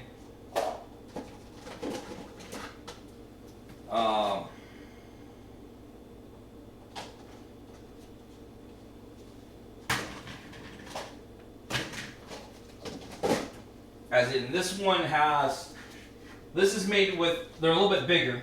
So my other ones were smaller than this. So my other size gummy bears were this size, and I think I did some of these guys too. So we're these size. This was the size I started out with, which are kind of nice, you know, like small. This is almost a little too small. I want to find like a medium size between this and this. This size is a perfect size right here, I think, for a gummy bear. But I only have like so many of these molds like this. But as I go, I'll be collecting more. I always collect them or buy them, one or two. And I can use this mold for numerous many things. I could use this mold to do a cake batter bear with. I could do a chocolate bear out of it, pour chocolate in there and do a chocolate bear. I could do a hard sugar bear out of this.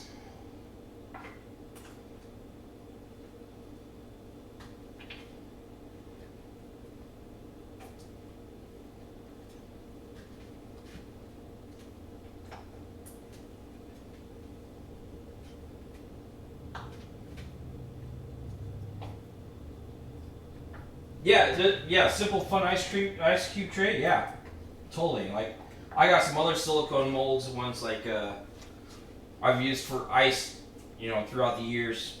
Like a Mayan, not a Mayan, but like a stone, not Stonehenge. What is it? It's the Gum Gum guy off of Night at the Museum. I got like a mold like him. The one thing is though, like silicone molds, some of them are heat resistant and some of them aren't. Easter Island statues, yeah. So that's the one thing you gotta be cautious about. Like this one, I don't think this one is heat resistant, so I probably wouldn't try to do like hot chocolate in it or something. I could definitely do, or hot sugar in it. I could definitely do chocolate in it. Which that's, chocolate's a little bit cooler than hot sugar. So,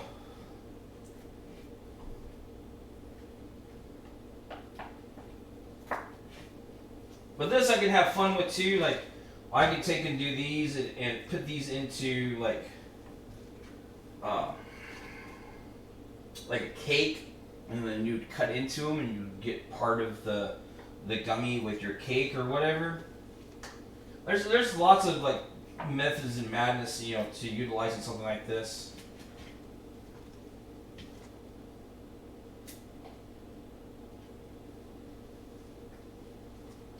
All that matters is just knowing what that mold can do. If that mold can do hot stuff, you can have fun. You can do sugar, bears,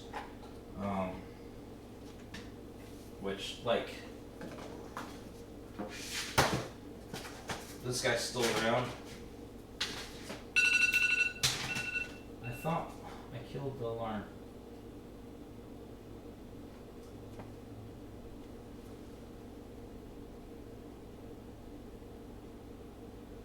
See, that's one thing I don't know.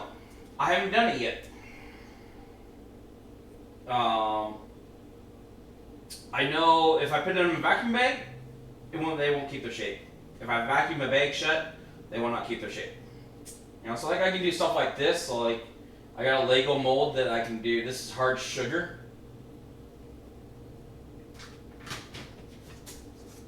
Maybe on top of a cookie, maybe. It's just something like I'll have to play around with.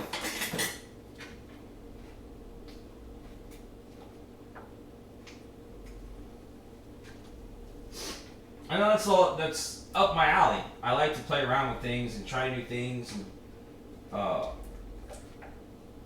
try to include strange things into different things. Like the Lego mode one I did some more of that stuff a while back, and so I had submitted some to an organization called Food Beast, and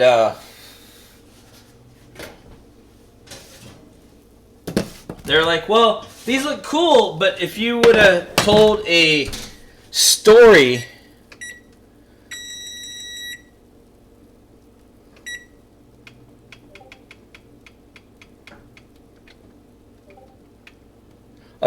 with it, that would have even been cooler. So I'm like, okay, I can do that.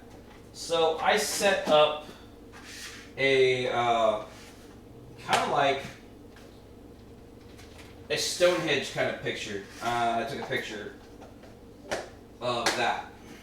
I'll take a picture of these later. Not sure how I'm going to take the picture of these yet.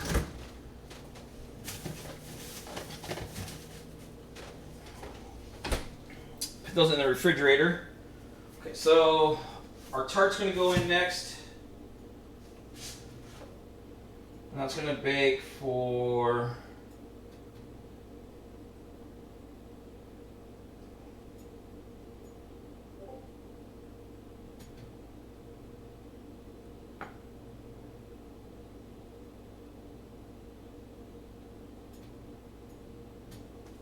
10 minutes, then 5 minutes. Yeah, like the building will sit with it. Just kind of like having fun.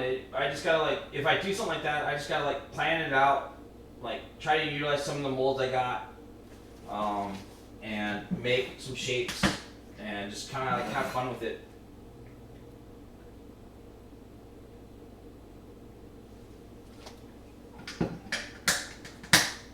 Okay, so those are cooling. The oven's getting up to temperature. we'll get cutting board out.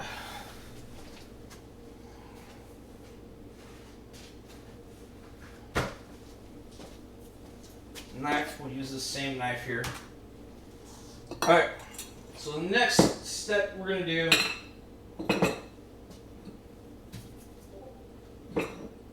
is we're going to do some fermented hot sauce. Alright, so the first one we're going to do is going to be mango. We're going to take some onion. So we need salt. A little bit of cumin seed. No fennel.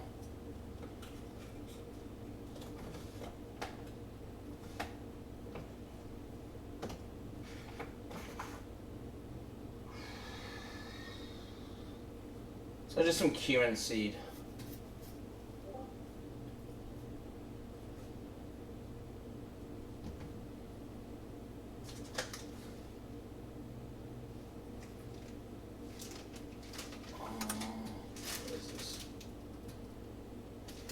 Allspice.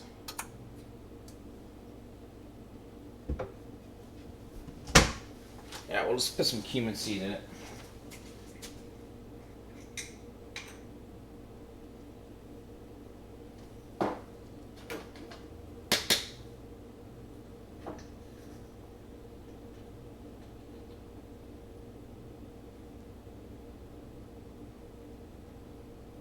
One teaspoon of cumin seed.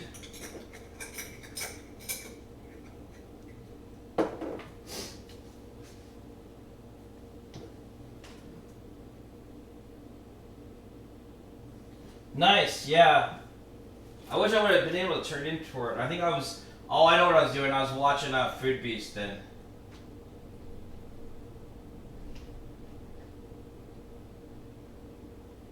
We're gonna go half a tea of salt because they said the last time mine was a little too salty.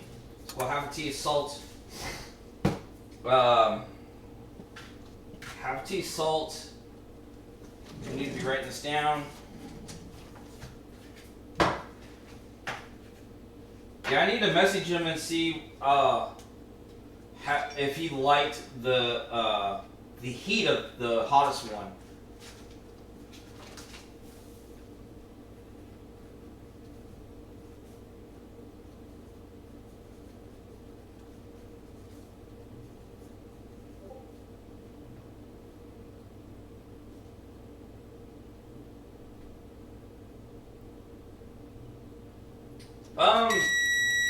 So the other one should have been around about 3,000 degrees Scoville.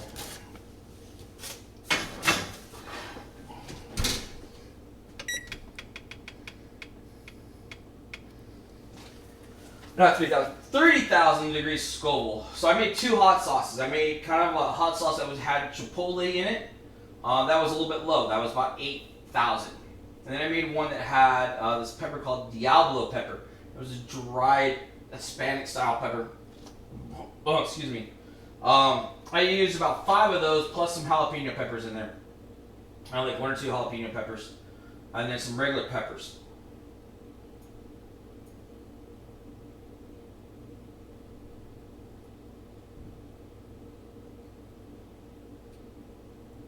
The chipotle one was hotter than that. Is really weird.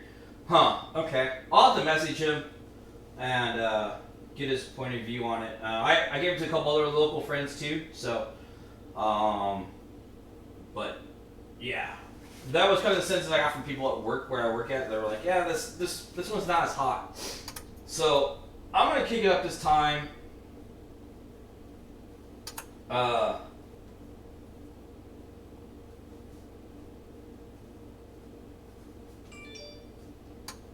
Half a teaspoon of salt.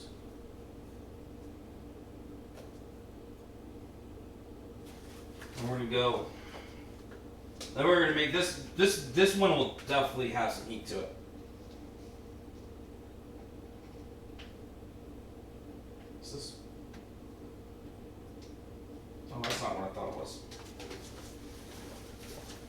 I didn't label that one. Ah, there it is. So that other one was the seasoning spice.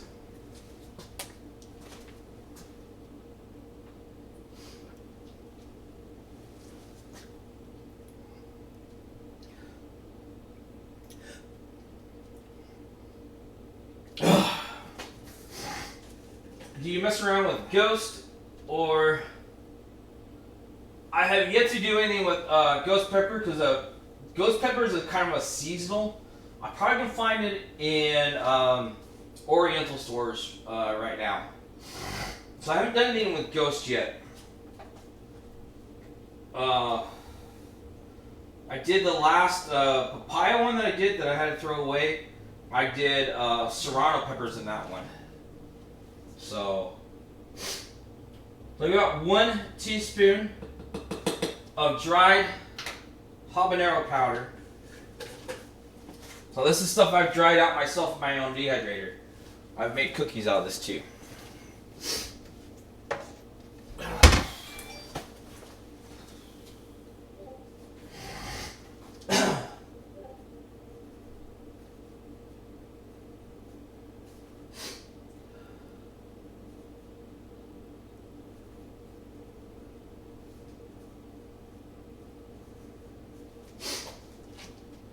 Alright, so we got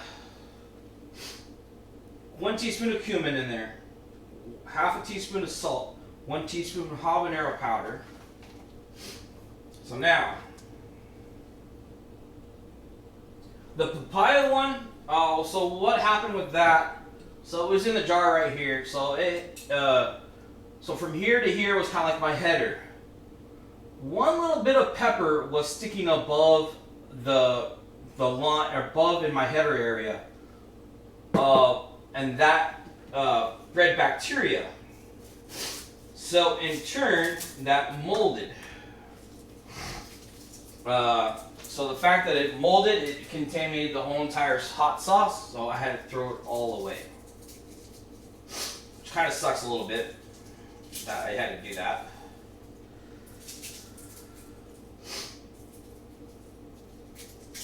But, you know, it's going to happen, you know, because I'm not really, don't have, these jars aren't really meant for fermenting in. You can, and just store stuff in, but, you know, that's kind of like why I bought the ones I bought, because those are made for fermenting, and so I'm just utilizing these small mason jar ones that have decent lids on them for kind of my test batches. And then, you know, from there, I can move to the bigger ones. If I'm happy with the recipe, you know, I can kind of scale the recipe up. So I know these are roughly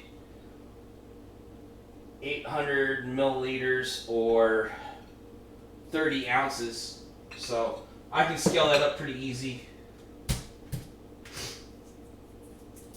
if I need to. You know, if the recipe works out and I'm happy with it and everybody else is happy with it, then, you know. Because I was happy with the 2 sauces, the chipotle and the Diablo pepper one that I did. I was happy with those. To me, they tasted fine.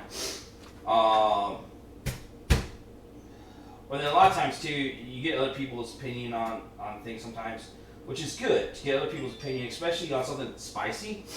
So one thing may be spicy to you, but to the next person, it's not spicy. So we got 5 cloves of garlic.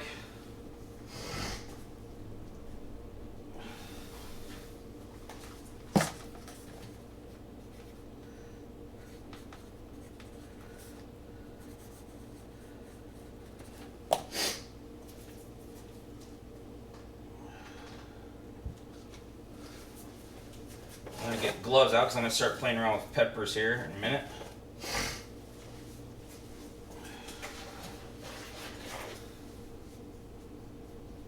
had too much like apple cider in it or something like that. Well, I think I do some apple cider in it. Yeah, I did some apple cider. I did like 1/4 cup apple cider in it. So I'll probably go maybe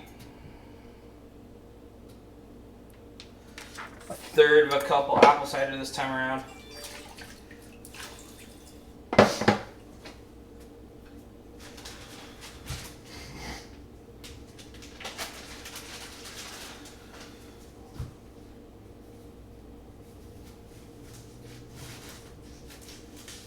I'll go with 1/2 an onion.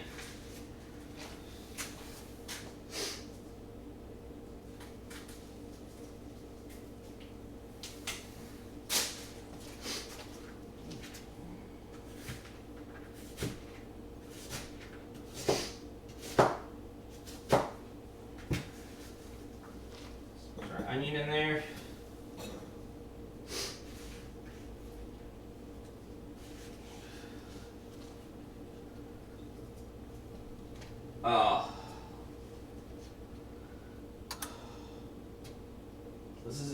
This is a jalapeno.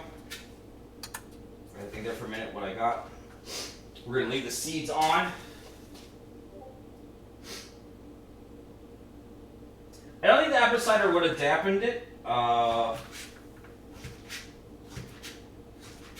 Any.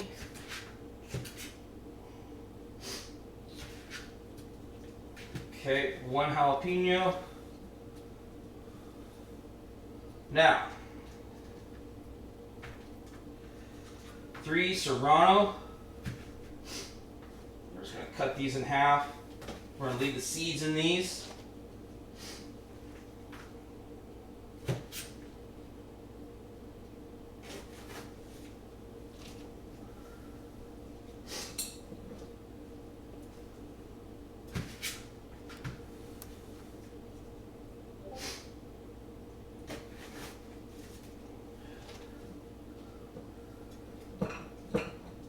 Okay, so now Thai peppers. We're gonna go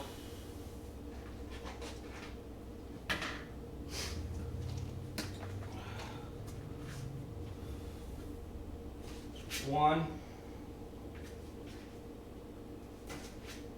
2, 3, 4, 5, 6, 7, 8. Oh, that one's toast. So we got 8.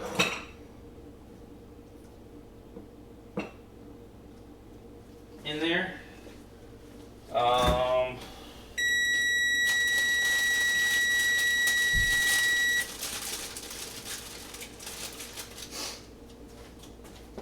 Some of these regular sweet peppers.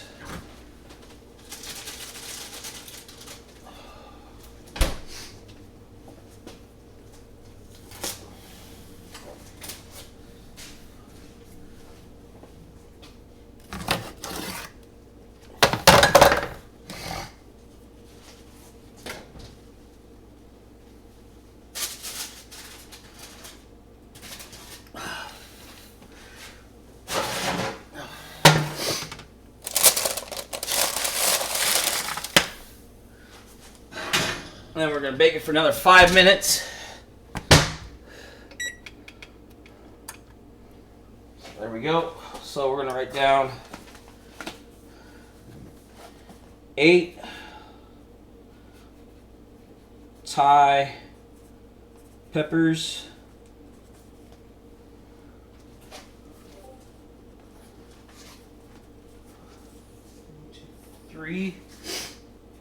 3 serrano peppers, 1 jalapeno pepper,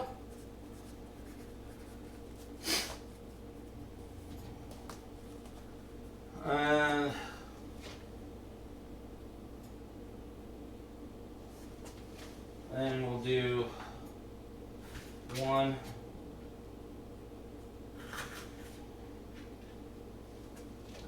Sweet pepper. 2. This is just kind of up the pepper a little bit. These are sweetness, these are sweet ones. So we'll probably go 2, go 3, we'll go 1 more. Well, this just kind of bulks up the hot sauce a little bit with these sweet peppers. Okay, so we did 3 sweet peppers. And mango. Cut our mango.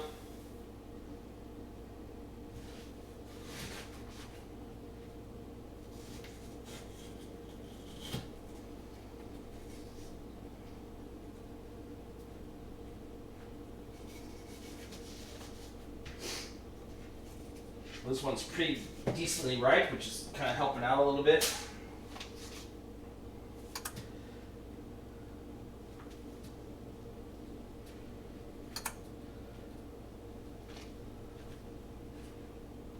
Take the meat.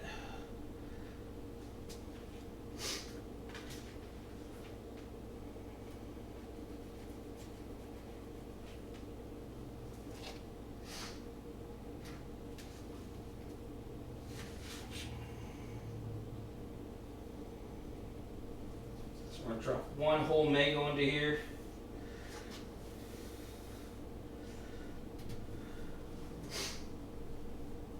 Make sure we don't have any skin.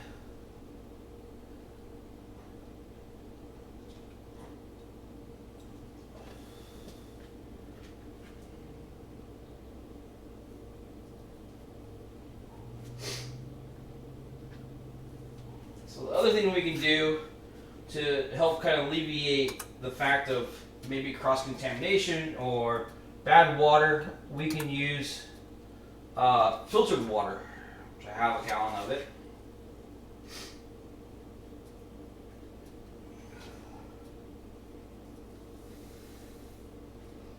We'll use a little bit of that. And we're going to feed it with a little bit of honey also. Not too much honey. I think last recipe I think I did. I'll have to look at the recipe.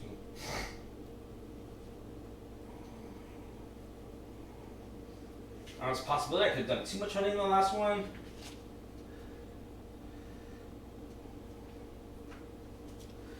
We'll take a look and see. Because I know I'm going to use this again. I'm just going to take that right there. Wash my sticky hands.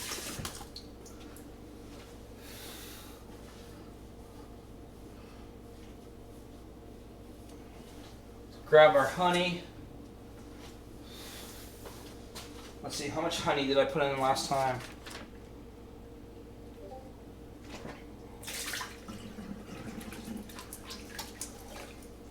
I put in 2 tablespoons of honey. Alright, so maybe we'll just go 1 tablespoon of honey.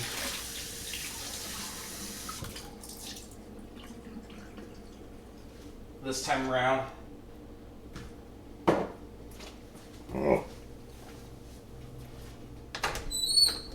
Get our apple cider vinegar out.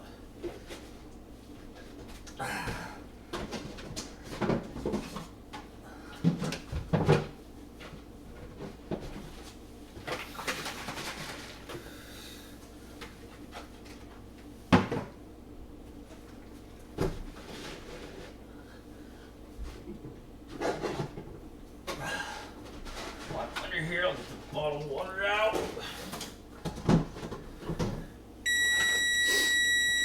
There's our timer. So we'll pull that out. Kind of let that cool off a little bit. Well, okay. Huh.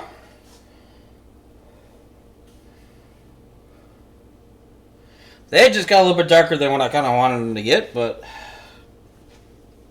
not much I could have done there. Okay, so we're going to go 1 teaspoon of honey.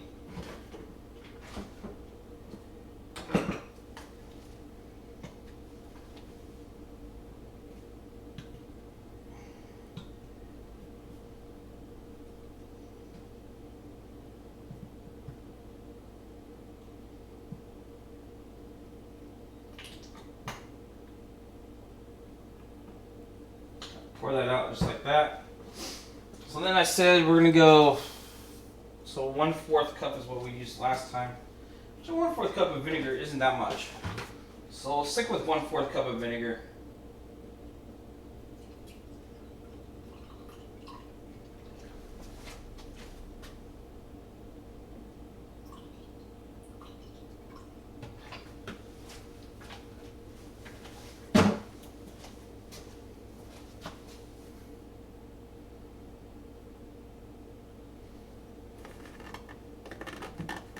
So we're not going to do any regular sugar. That's what I did on the pineapple one, or the papaya one.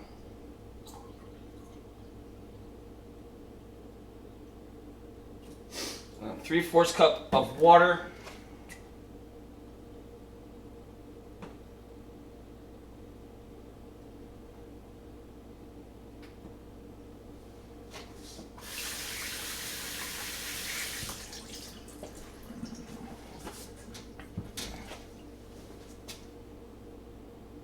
Pour that all into there. Okay, so I'm going to need more water, which is totally fine. So 3/4.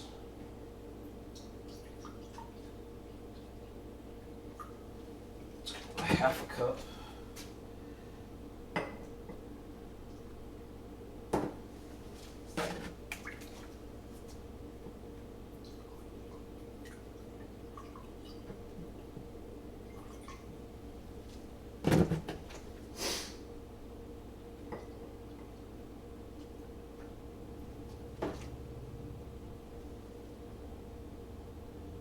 Alright, so that was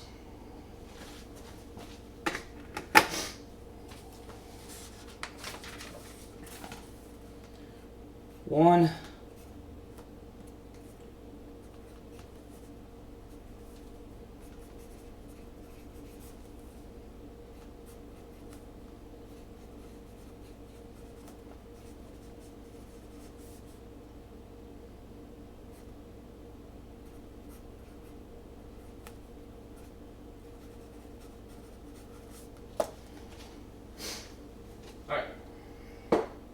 now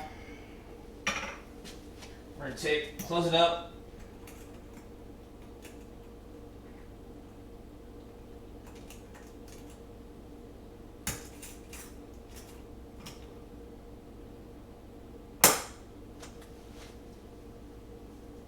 Actually, turn the oven off. Open that up. Alright, so now shake it so all those dry spices and stuff that we put at the bottom are going to get all shooken up. So we kind of move things around a little bit. So earlier the water was up to here. Now that we shook it around, move things around a little bit, we're going to add a little bit more water to it.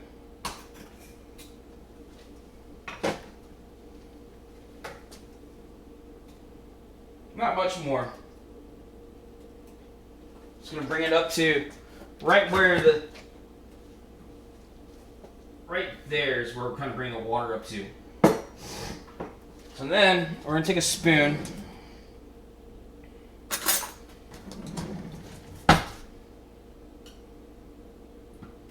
We're going to push everything under the water.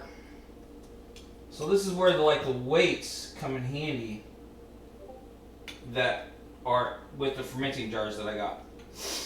They have some weights in them. So those weights would go in here and help keep everything down underneath the water.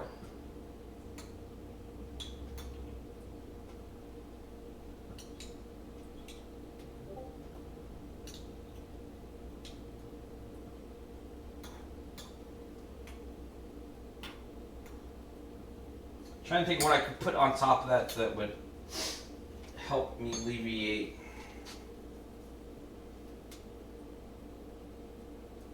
But still keep an air gap in there.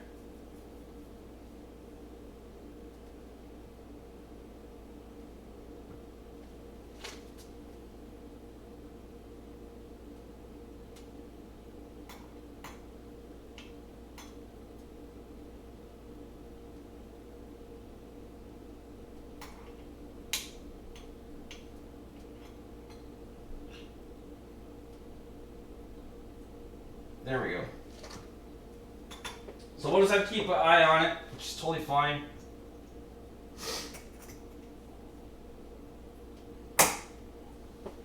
And then next couple days, so this will take 3 weeks to do.